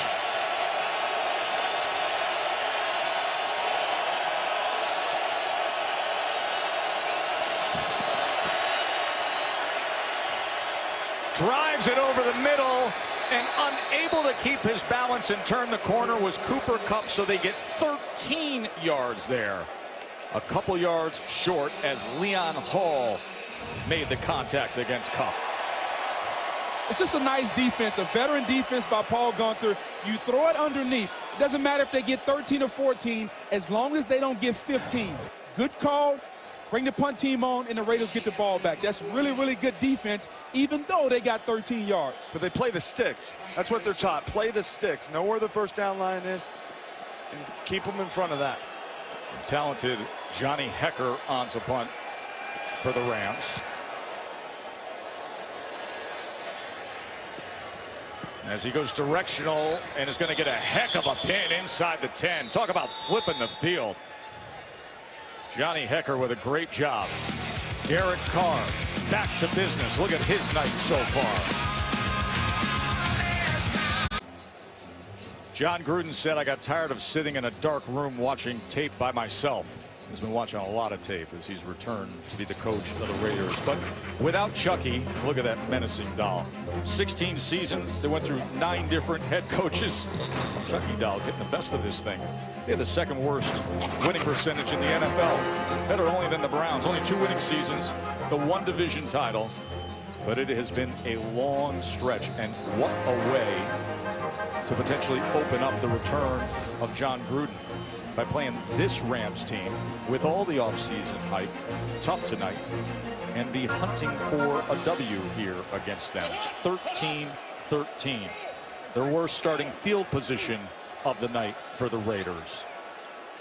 Ball on the 8. Marshawn Lynch trying to give them some breathing room, and he does that. That's number 24, Marshawn Lynch. 6-yard run by Lynch. 14-yard line. The hometown kid. He's just running the football physical. When John Gruden got this job, one of the things he wanted to do was keep Marshawn Lynch in the fold because he knows he brings attitude and physical toughness. The Rams may be more talented, but John Gruden is controlling this game with Marshawn Lynch, the offensive line, and the physicality. 3 tights in which.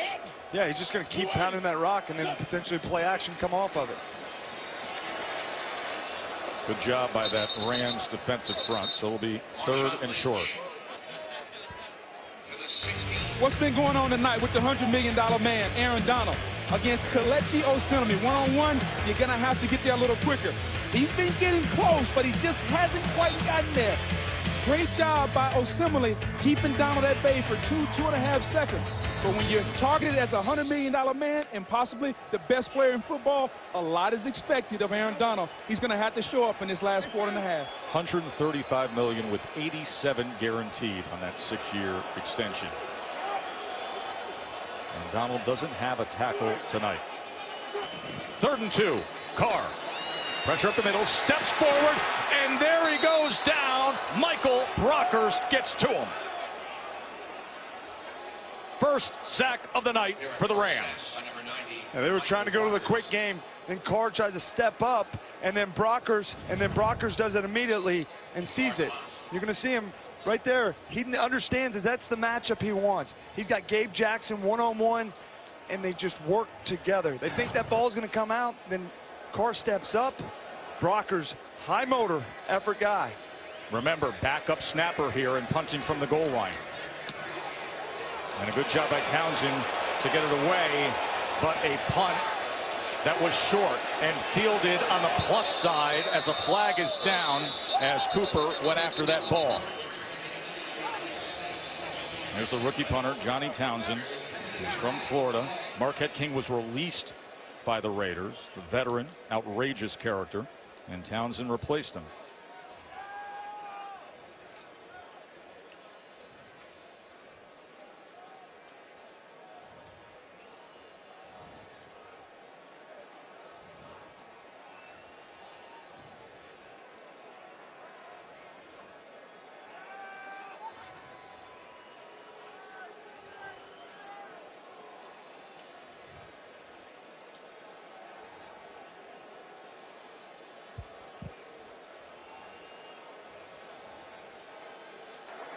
During the kick, holding, receiving team, number 32.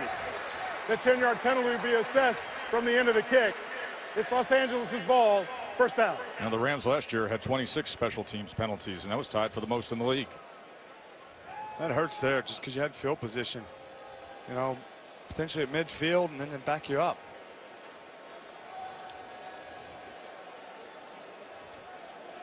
And with an offense that has seen Jared Goff with only 7 completions.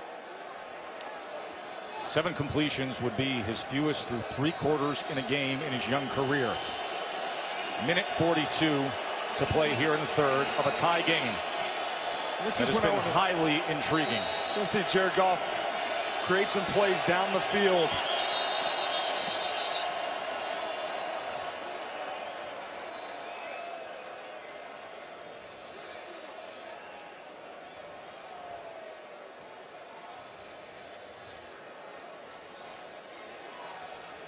Wonder if they're talking over the spot of this ball. I think that's what it is. Spending a lot of time on it.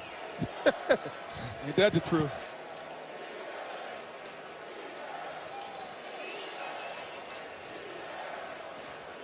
You got to realize we got a good one going tonight, boys. Sure do, Boog. And it's great to be with you and Jason and Lisa as we start this new broadcast family. And we're sitting at a 13-13 tied game with a Rams team that has been hyped up. All the acquisitions, the win now attitude against Gruden and the Raiders. And Gruden having taken a lot of criticism for trading Khalil Mack. And they are fired up here with the black hole roaring.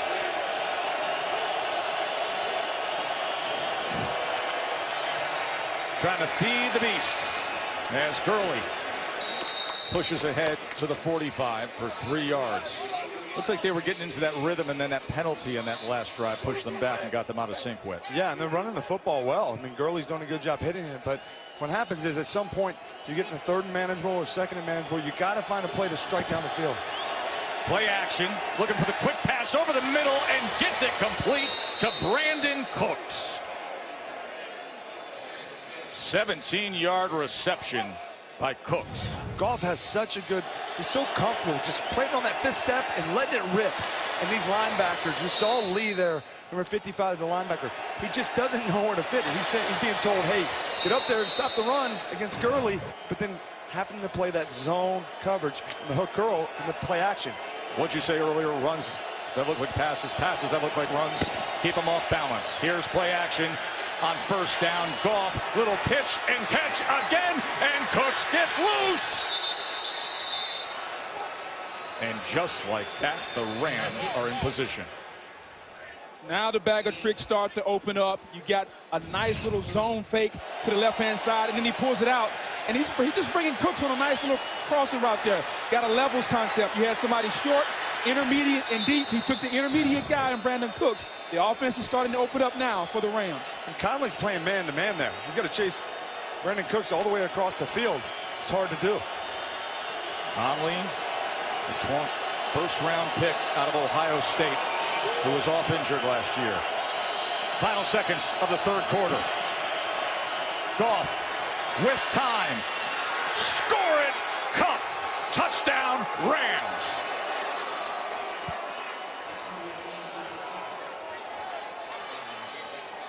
Double zeros on the clock, and the Rams take the lead at the end of the third. You're going to see Cooper Kupp. He's at the point. He just sells it so good. He hesitates, pretends like he's blocking, and Reggie Nelson doesn't know how to fit.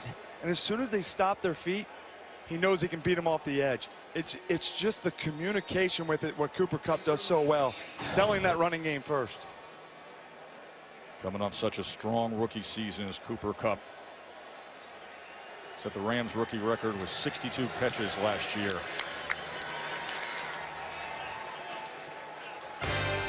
And the 8-yard touchdown reception from the arm of Jared Goff. Great looking drive to take the touchdown lead. The Rams had 149 yards of offense in that third quarter. The Raiders 17, and they have a 20-13 lead over the Raiders to start the fourth quarter. Joe Tessitore, Jason Witten, Booger McFarland, Lisa Salters with you here on Monday Night Football, the capper to week 1 of the NFL season. So Cooper Kupp, the touchdown reception moments ago. And he grew up in Yakima, Washington, and dynamic young talent. There he is with the baby photo. Look at that helmet, the size of that helmet on his head there, Whit. He was the oldest of 4 children. He was always smaller than his teammates. In fact, he used to wear ankle weights under his jeans in high school just to try to get bigger. He wanted to grow into it. Boy, did he ever. He was a record breaker at Eastern Washington, and he has been special for the Rams. He's a football playing Jesse, what he is. Such great awareness. I love the story about wearing the ankle weights underneath his jeans. A problem that you and Boog never had in high school. Here's Carr off the hands of Richard. Flag is down. So the Rams had 10 unanswered third quarter points to take this 20-13 lead against Gruden and the Raiders. Illegal use of hands to the face. Defense, number 50. 5-yard penalty. Automatic first down.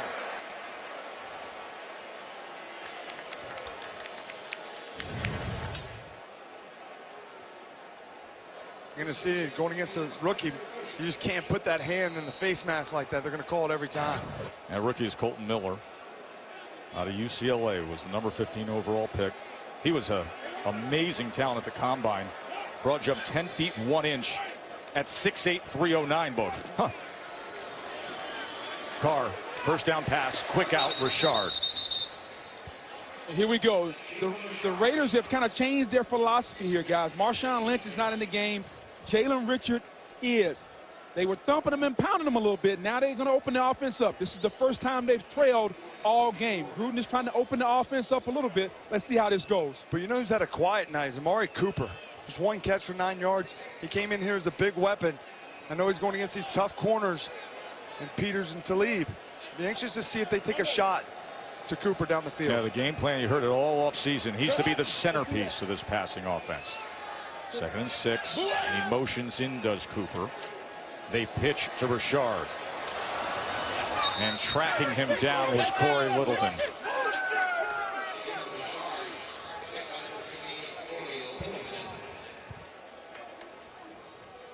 There's big Aaron Donald coming back in. Last year's Defensive Player of the Year. 3-time first team All-Pro. Let's see, can the Rams get some edge pressure? A guy that Wade Phillips is loving is John Franklin Myers coming off the edge, number 94. 3rd down and 5.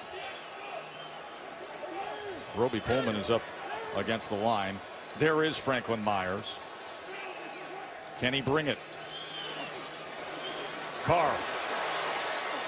As he just throws it away. And they will be punting away. Ebukam was closing.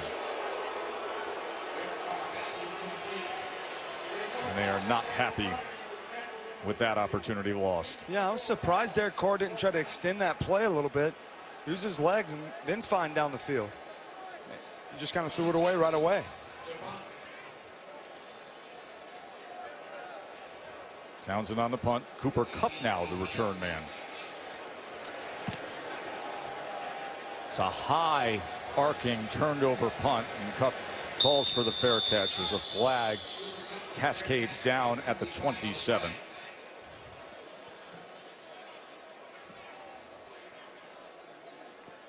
Carr 21 of 29 tonight, for just over 200 yards. Had that 1 interception that he threw to the end zone. During the kick, holding, return team number 32. The 10-yard penalty will be assessed from the end of the kick. It's Los Angeles' ball, first down, timeout. It's their ball with a touchdown lead on the road in Oakland. The big 13-year veteran left tackle Andrew Whitworth for the Rams is wearing the Monday Night Mike. All right, they're going to need more than that. Hey, we're going to explode in this next half now. Let's go! Let's go now. Let's turn it up. Let's go. Let's go, Nikhil.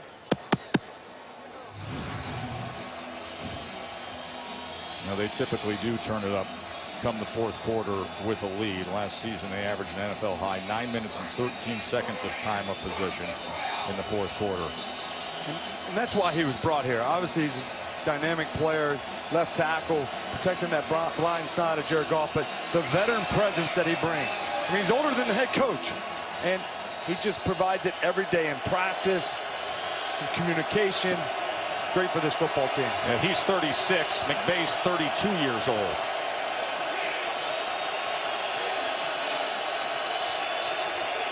Feed Todd Gurley here. Play action. And they come back with a screen to Gurley, who nearly lost his balance and then works his way for a gain of 3 as Whitehead made the tackle.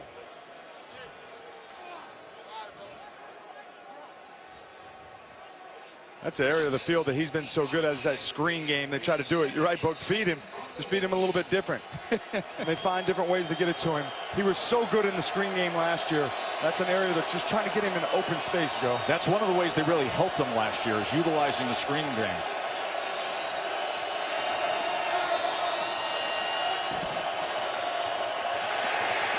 Back to it. And here's Gurley. And look at the blockers in front. I mean, Sullivan was downfield trying to find somebody. So 17 yards from Gurley there. They just do it so many different ways. When you call a screen, it doesn't work. And then you come back and run it again. It's from the same formations.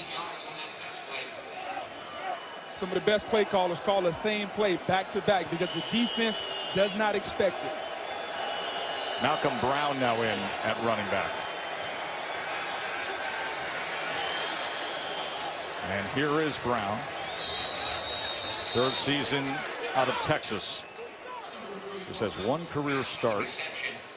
Started last year, week 17 against 49ers when things were wrapped up. And that's the power of the play action. We keep talking about it, but really what it is that if it's not there, he takes a look down the field, dump it to your back. He gets 9 yards. I mean, 2nd and 1, 2nd and 2. Goff he's very comfortable playing in that offense. Saw Farrell Cooper go into the locker room. That's why we saw Cooper Kupp as the punt returner.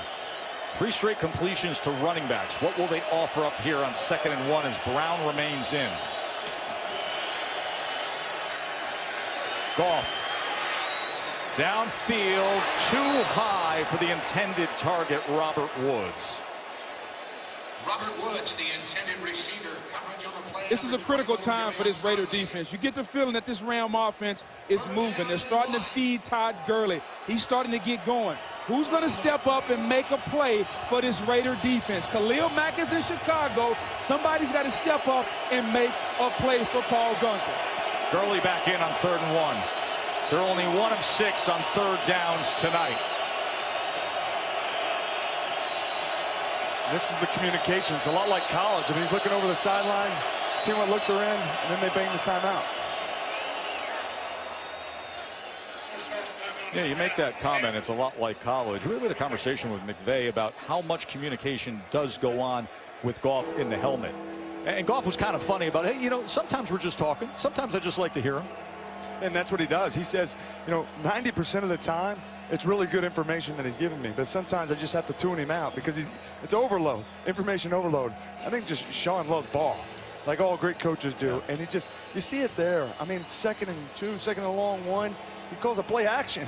He doesn't just take the first down because he's confident in his group and knows that, okay, I like our chances in 3rd down.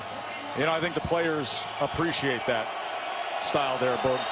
No He's doubt a young about it. guy. They like the aggressive style. Yes, be aggressive. How aggressive will he be here on 3rd and 1?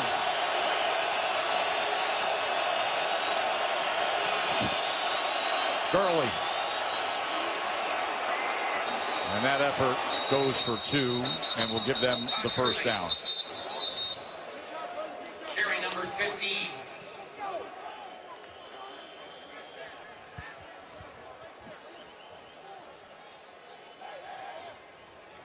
Gain of 2. Look for a Rams first down. You see McVay going at the line of scrimmage. He's getting a little off-tempo now. Feels like they got a little momentum. Been an 11 personnel a lot tonight. Play action out of it. Downfield wanting it. Can he get it? Just beyond the grasp of a Superman flying Robert Woods as he was covered by Rashaan Melvin. It's like those are long foul balls, you know, just barely misses. But I tell you what, they're getting past this back end. You know, it's just a matter of just inches on connecting on these. But you see how they're going right past him, Melvin there. They're running deep, and just that mindset plays to Goff's strengths. And if you're this Raider defense, they're coming downhill at you. Who's going to step up and make a play? More importantly, is Paul Guenther going to dial up a blitz to try to get this Raider offense, or this Ram offense, behind the chains? Goff on 2nd down, complete. Good looking ball that time as he gets it to Cooks again. 14 more yards for Cooks. Brandon Cooks on the reception. His 3rd. Cooks is just such a precise route runner. I mean, that ball's on him so quick. The trust. He played with Drew Brees in New Orleans, Tom Brady in New England. He's been trained well, and he's got great route running ability.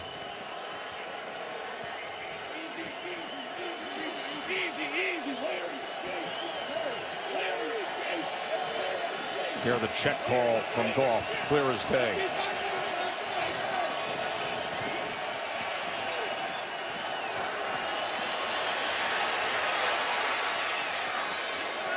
of options.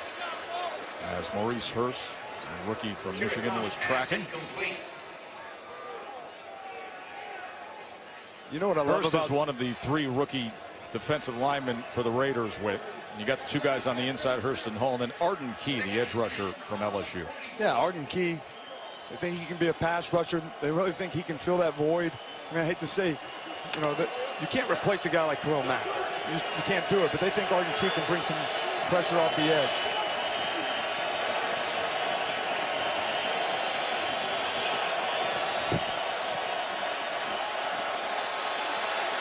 Second and 10 to the outside to Woods. And this is when the pass rush just really affects you. I mean, you got Derek Johnson, the middle linebacker, covering Robert Woods. It's zone coverage. Just they're banking on somebody getting the quarterback off script. That's what they're banking on. It's zone coverage. Tick, tick, tick, tick. And Robert Woods just runs by him. I mean, he's going to win on that matchup. The rush has got to get home to take the pressure off the secondary and the linebackers. And Boog, this defense needs to stop, and needs it now. Somebody needs to make a play. You got backup defensive linemen in. They have to step up and make a play. With Gunther blitz, you got double A gaps. 2 guys lined up in the A gap. He's trying to force the issue. They bring Johnson, and it's batted down at the line. That was Tahir Whitehead getting his hand up there. Line of scrimmage. Number 59, Tahir Whitehead.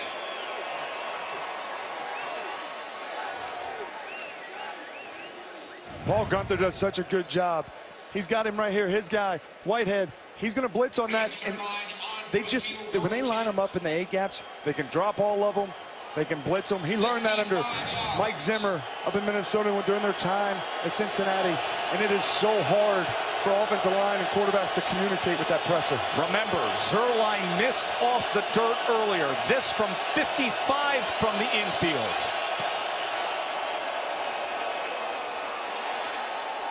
And he puts it through. A 55-yard field goal for a double-digit lead. How will the Raiders answer? Find out when we return. How about this for the Saturday prime time on ABC?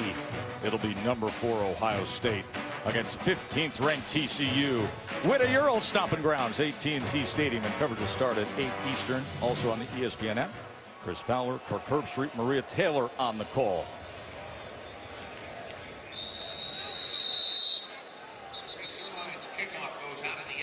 So Derek Carr and then Raiders offense now in a 10-point hole. Look at the first half compared to the struggles of the second half.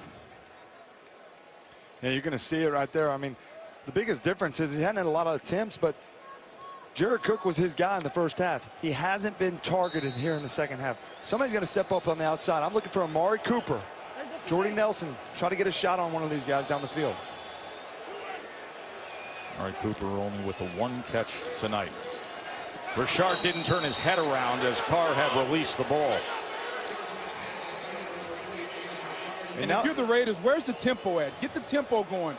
Early in the game, they had a lot of success with tempo, getting the Rams at the line of scrimmage, making them play a lot of plays. You're down 10. You're going to need multiple possessions. You have to move the game along, getting more possessions here. And not only move the game along, but you got to get vertical in your passing attack.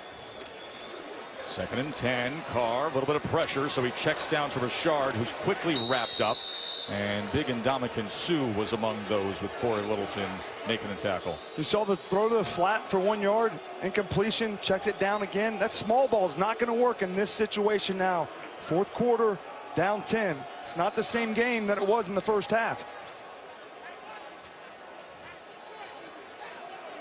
3rd and 7. Watch the game. Now that small ball has them in a 3rd down hole. Here's Carr with time over the middle and complete to the reliable Jared Cook. What a night he's had. Back to business, carrying Rams defenders for 32 yards.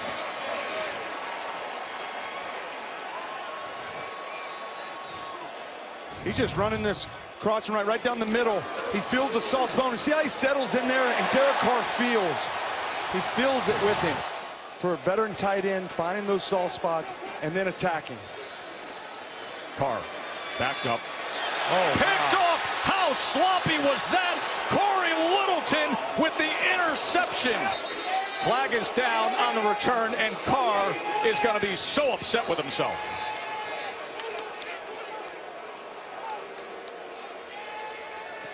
So is that guy.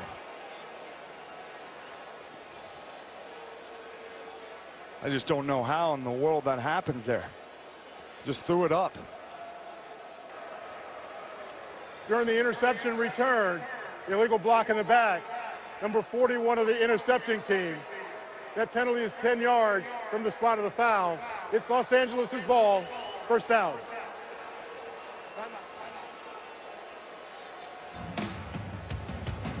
What a costly mistake. The last thing that should have happened, and it did. Littleton picks it.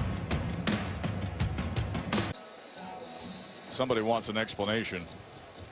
Calmly discussing that interception. That's hard to understand what Derek Carr was possibly thinking or looking for there. What? I think he was telling him, if you're going to stay front side, stay there.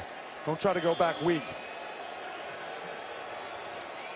So the Rams take over with a 10-point lead, and Todd Gurley should get plenty of work. And you're going to see Jalen Richard's going to come up and come in, and then Jordy Nelson's just going to run a comeback right here. And because of the soft zone, it's not going to allow him to do it. And that's what's so tough about this entire play. He just needs to dump it down to his back Richard. He sees Jordy Nelson on the comeback and tries to throw it. Here's Goff off of play action to the outside. And that was out of bounds as he was trying to connect with Brandon Cooks again. Cooks has had a nice night, 83 yards. I like the play call by Sean McVay. Most coordinators, 10-point lead, under 8 minutes, they just run the football. He's saying, you know what? I'm going to stay aggressive and continue to push the football down the field. Nice job by Sean McVay.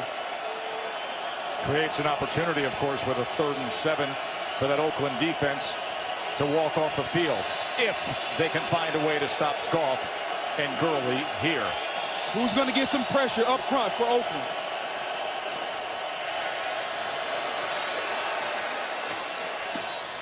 Complete for a first down as Cooper Kupp secures it. What a catch by Cooper Kupp, though. I mean, you see this guy, he's a slot receiver, but he's tough as nails, Joe. I mean, he makes these catches. He comes out of his break so well. Goff has confidence in him. You're going to see it right there, going up at the highest point. Melvin is just on his back. He has to react to him. Cooper Kupp's got a great awareness and instincts, not only in the slot, but outside as well. Must be those ankle weights. Worked out well for him. He's got 5 catches, 3 of them on 3rd down. They bring in 3 tights here. Going to pass on 1st down. To your point, Boog, about staying fairly aggressive even with the 10-point margin. Yeah, no need to settle the football. Let's stay aggressive, safe plays. I'm pretty sure McVay is telling him, hey, don't take any chances. If it's not open, throw it out of bounds like you just did. We'll come back 2nd and 10. How aggressive does he get now? That's what I want to see. Are you going to give the football to Gurley, or do you stay aggressive in the pass game? But going back to that last play, I mean, this guy is so bright, Sean McVay. I mean, he's as bright as coach as there is, not named Belichick out there. I mean, literally run a play action to Todd Gurley down the field. You are all the way in on McVay. Aggressive mindset on offense. And with good reason to be. And then there's this guy, Todd Gurley, straight ahead for 23 yards. Todd Gurley. Watch him hit it, though, the zone play. And I tell you, a lot of offense coordinators say, well, you give me a running back like that, I'll be aggressive, too, as a play caller. I mean, it just goes hand in hand, works together, the zone scheme, the play actions, and then he formates them to where they look the same. And up and over Marcus Gilchrist. The Ram offensive line is coming off the football, especially on that right side. Center John Sullivan, who makes all the calls. Austin Blythe, Rob Havenstein. Those guys are physically coming off the ball right now, and they're mauling the interior of the Raiders' defensive line. You saw Gilchrist underneath Gurley at the end of that play, and the medical staff is out there taking a look at him. Let's watch if Gurley's knee. Yeah, that's it. Saw that knee drive up and get to the side of the helmet.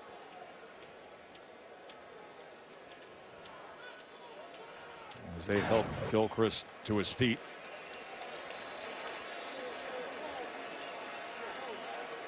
Spent time with the Chargers, played out his rookie deal there. Went on to the Jets for a couple years. Spent last year with the Texans, and then one-year deal with the Raiders. 8th season out of Clemson for Gilchrist. Just amazed by the running backs in the league right now. I mean, 15, 20 yards down the field, and they're hurdling guys. And I played with Ezekiel Elliott. He was so good at it. We saw it this weekend. Todd Gurley doing the same thing. They're just so athletic.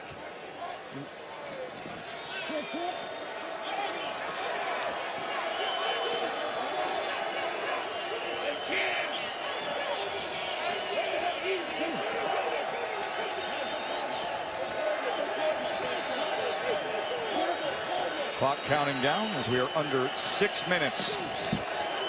This is where the Rams excelled last year, closing it out in the 4th quarter. And you mentioned running backs in the league and guys we were impressed with yesterday.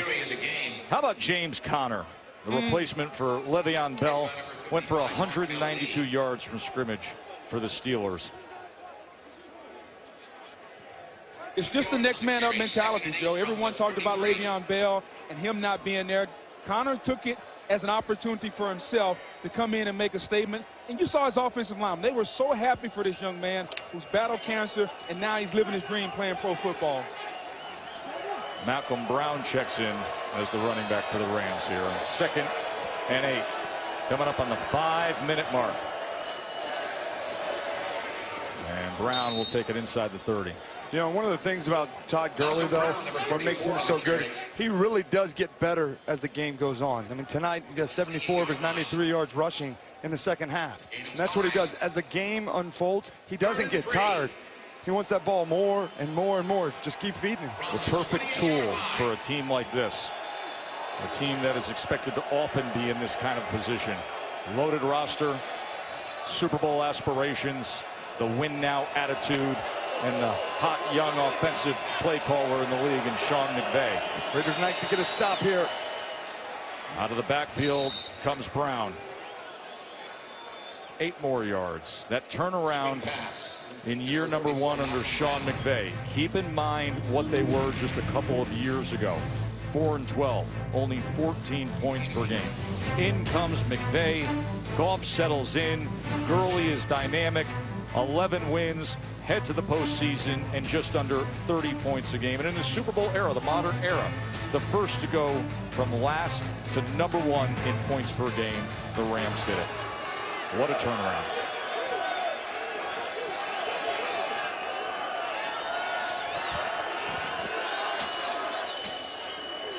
Gurley testing that left side, a stiff arm, and something extra. As you said, gets better and better and better. Yeah, and that's what this Rams offense is built like. They're going to have an aggressive mindset, but then they're going to take what the defense gives them. And that's what Sean McVay did. He simplified this passing game for Jared Goff. 1-2 progression reads. He's not asking him to read the entire field like a Peyton Manning or such. And then he's going to do it with his running game. Take that pressure, and then he's an accurate passer. And never had a chance as Bruce Irvin read it well. But this is a 10-play drive of 62 yards coming up on 4 minutes and trying to put the nail right in the coffin.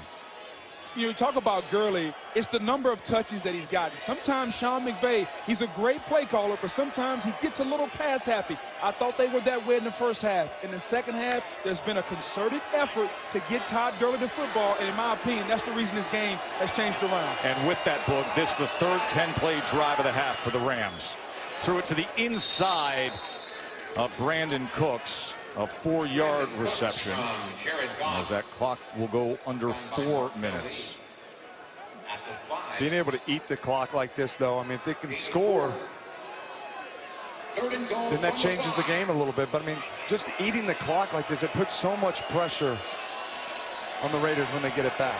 They're hoping they can hold them to a field goal. It's still a 2-score game, but it's so hard at that point. And Derek Carr can only look on after throwing that interception. And now the Rams offense just bleeding this thing as they march down the field. 3rd and goal, play clock ticking down, and a timeout called by McVay and the Rams.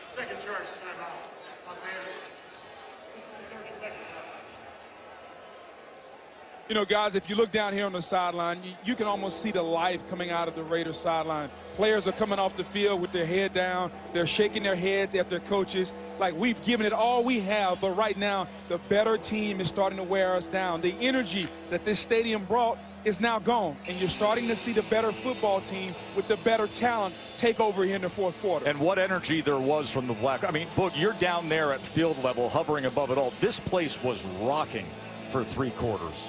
I mean, the roof was about to come off if there was a roof. I mean, it's unreal, Joe, the energy that Jon Gruden's return brought to this place tonight. And in the first half, I thought the Raiders played a lot off emotion. Gruden controlled the football game. In the second half, the game got away from him a little bit. He couldn't hold the football, and this Rams offensive line took over the game.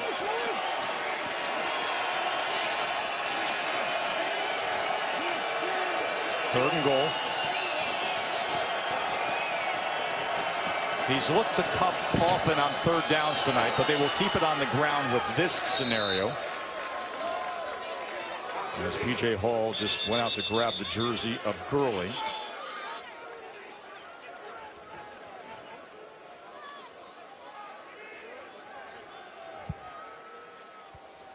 I believe the Raiders called a timeout here. Their 2nd timeout. 3:18 remaining.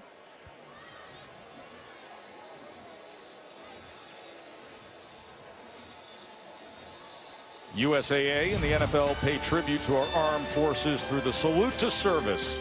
Derek Johnson's father, Wayne, who wore the Navy Commendation Medal, acts of heroism during the Vietnam War, saved the life of a fellow shipmate. And Brandon Cooks, Worth Cooks Sr., his dad, served in the Marines for 4 years. Worth Cooks Sr. passed away when Brandon was only 6 years old.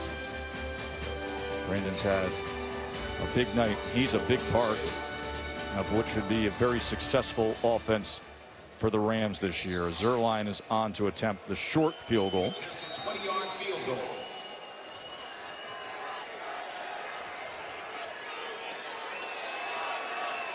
Pro Bowler who returns after undergoing season-ending back surgery last December, as he puts it through. And that was a useful, long, time-consuming drive for the Rams to move the margin to a 13-point lead.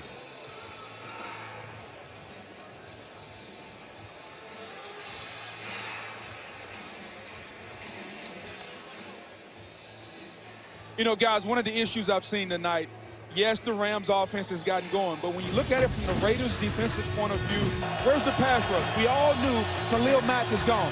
Which one of the young rookies is going to step up and force Jared Goff to throw the football? He's just got too much time. He's sitting back in the pocket, patting the football over and over and over.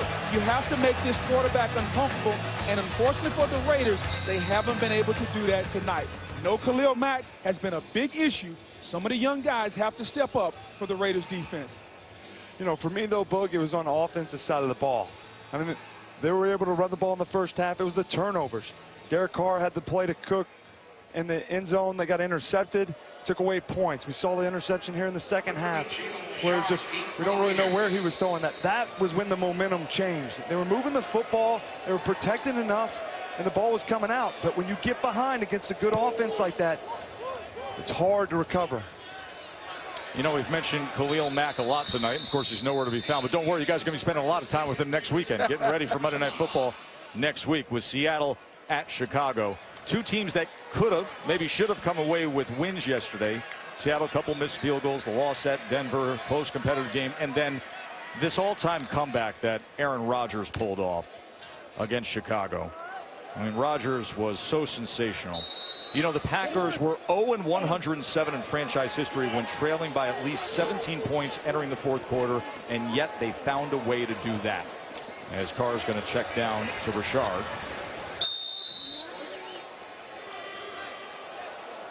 Talk about Rodgers. What a gutsy performance by him. Oh, Derek Carr is slow to get up. As gutsy as it gets with.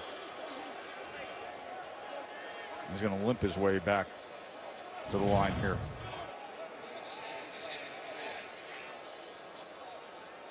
You know, Longacre's just turning off to the side there. One of the points of emphasis is not having the body weight come down on a quarterback any longer in the league.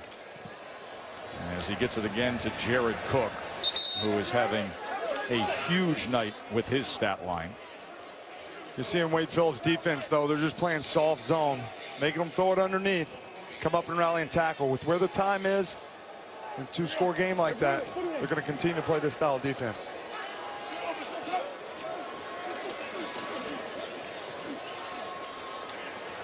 Richard quickly steps out. You know, if you're a Raider fan, one of the bright spots tonight has been Jared Cook. I think John Gruden is going to use this young man throughout the season. He's a matchup nightmare for most linebackers and most safeties in this league. So if you look at the positive side, the offensive line and Marshawn Lynch and Jared Cook have played well tonight along with Derek Carr. 153 yards from Cook. Picked off. Marcus Peters strutting his stuff and backsplashing in. Pick 6, Rams.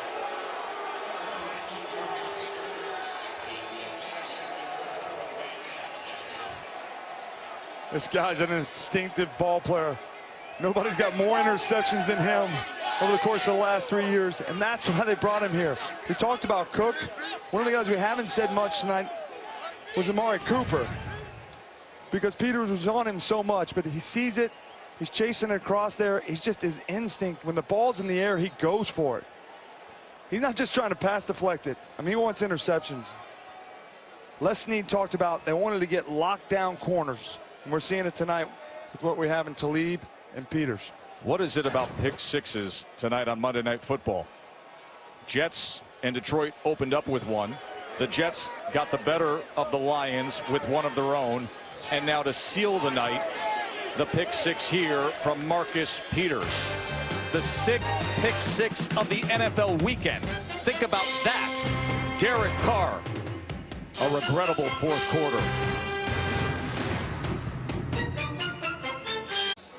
Marcus Peters has 6 more interceptions than any other NFL player since 2015, and he just took one to the house against Derek Carr.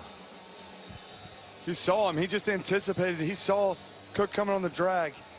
It's one thing to be instinctive. It's another thing to be a ball hawk and to be able to go get it and then change the game. He just, the swag that these guys have brought to this defense. I mean, you see it all the time, the way they play. They're aggressive. They're smart. They're tough. They can come up and tackle. 23 unanswered second half points. Yeah, I mean, that's the biggest thing. They took over in the second half. Veteran players and attitude, they're bringing it. Now the Rams were celebrating that pick six, including our guy with the Monday Night Mike, Big Andrew Whitworth. Oh, let's go! Let's go! Let's go! Woo-hoo-hoo-hoo-hoo! Yeah! Yeah, baby! Yeah!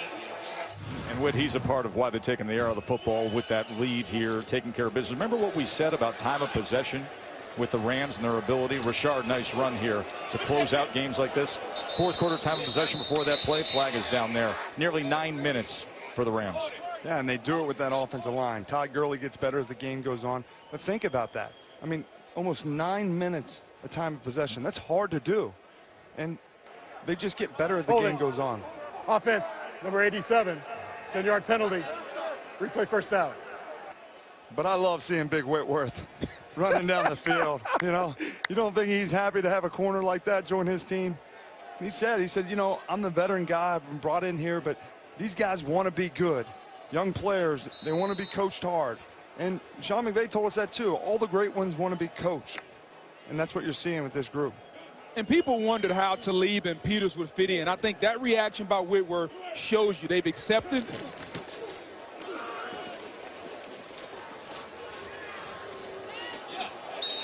They've accepted those guys. The personalities are all here. This team has a lot of talent, but I think the biggest difference this year is that swag, that personality. They realize people are hunting them now. They're on the mission to get to the Super Bowl, and I think they're well equipped to do it. Yeah, they've got the personnel to do it, that's for sure. Everywhere you look on this Rams roster, and some of the production they even got out of the questionable spot at linebacker tonight has them feeling pretty good. Corey Littleton was all over the place. He really was. I mean, Wade Phillips told us, he said he was ready for this opportunity. I mean, sideline to sideline, he's athletic. He was a college free agent. You know, he comes in here and he's played really well tonight. I saw him early in that toss sweep, how he closed. I mean, that's what you want. That speed to close and tackle. And he had that fourth quarter interception. John Johnson had an interception. Marcus Peters moments ago with a pick six. Wade Phillips defense finding the answers here in this second half as the big night continues for Cook. Former Rams tight end, 31-year-old who's 6'5", 254, and is playing some inspired ball tonight. Derek Carr will just get back in the lab. He'll be there early in the morning. You know, this relationship's going to continue to build. He has all those tools. He's got to learn from his mistakes. He certainly made some big mistakes tonight, but John will continue to mold him, and that relationship will develop. This is only the first outing. 3 interceptions thrown by Carr tonight. And as he gets it to Derek Carrier. And guys, here's the scary thing. The Rams did this tonight, and how many times have we called Aaron Donald's name? That's the scary thing for the rest of the NFL.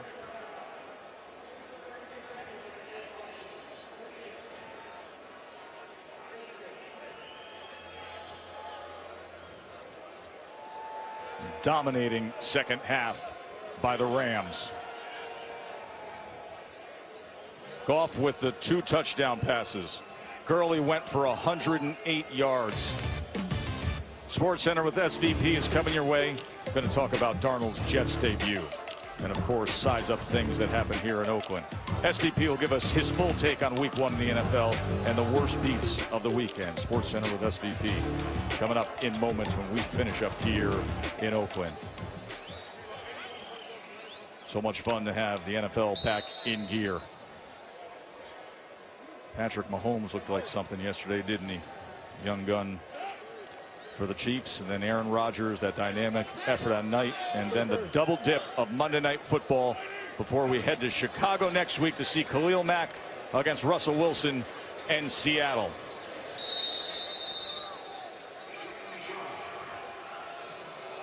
Peters capped it with the pick six. Carr with costly turnovers.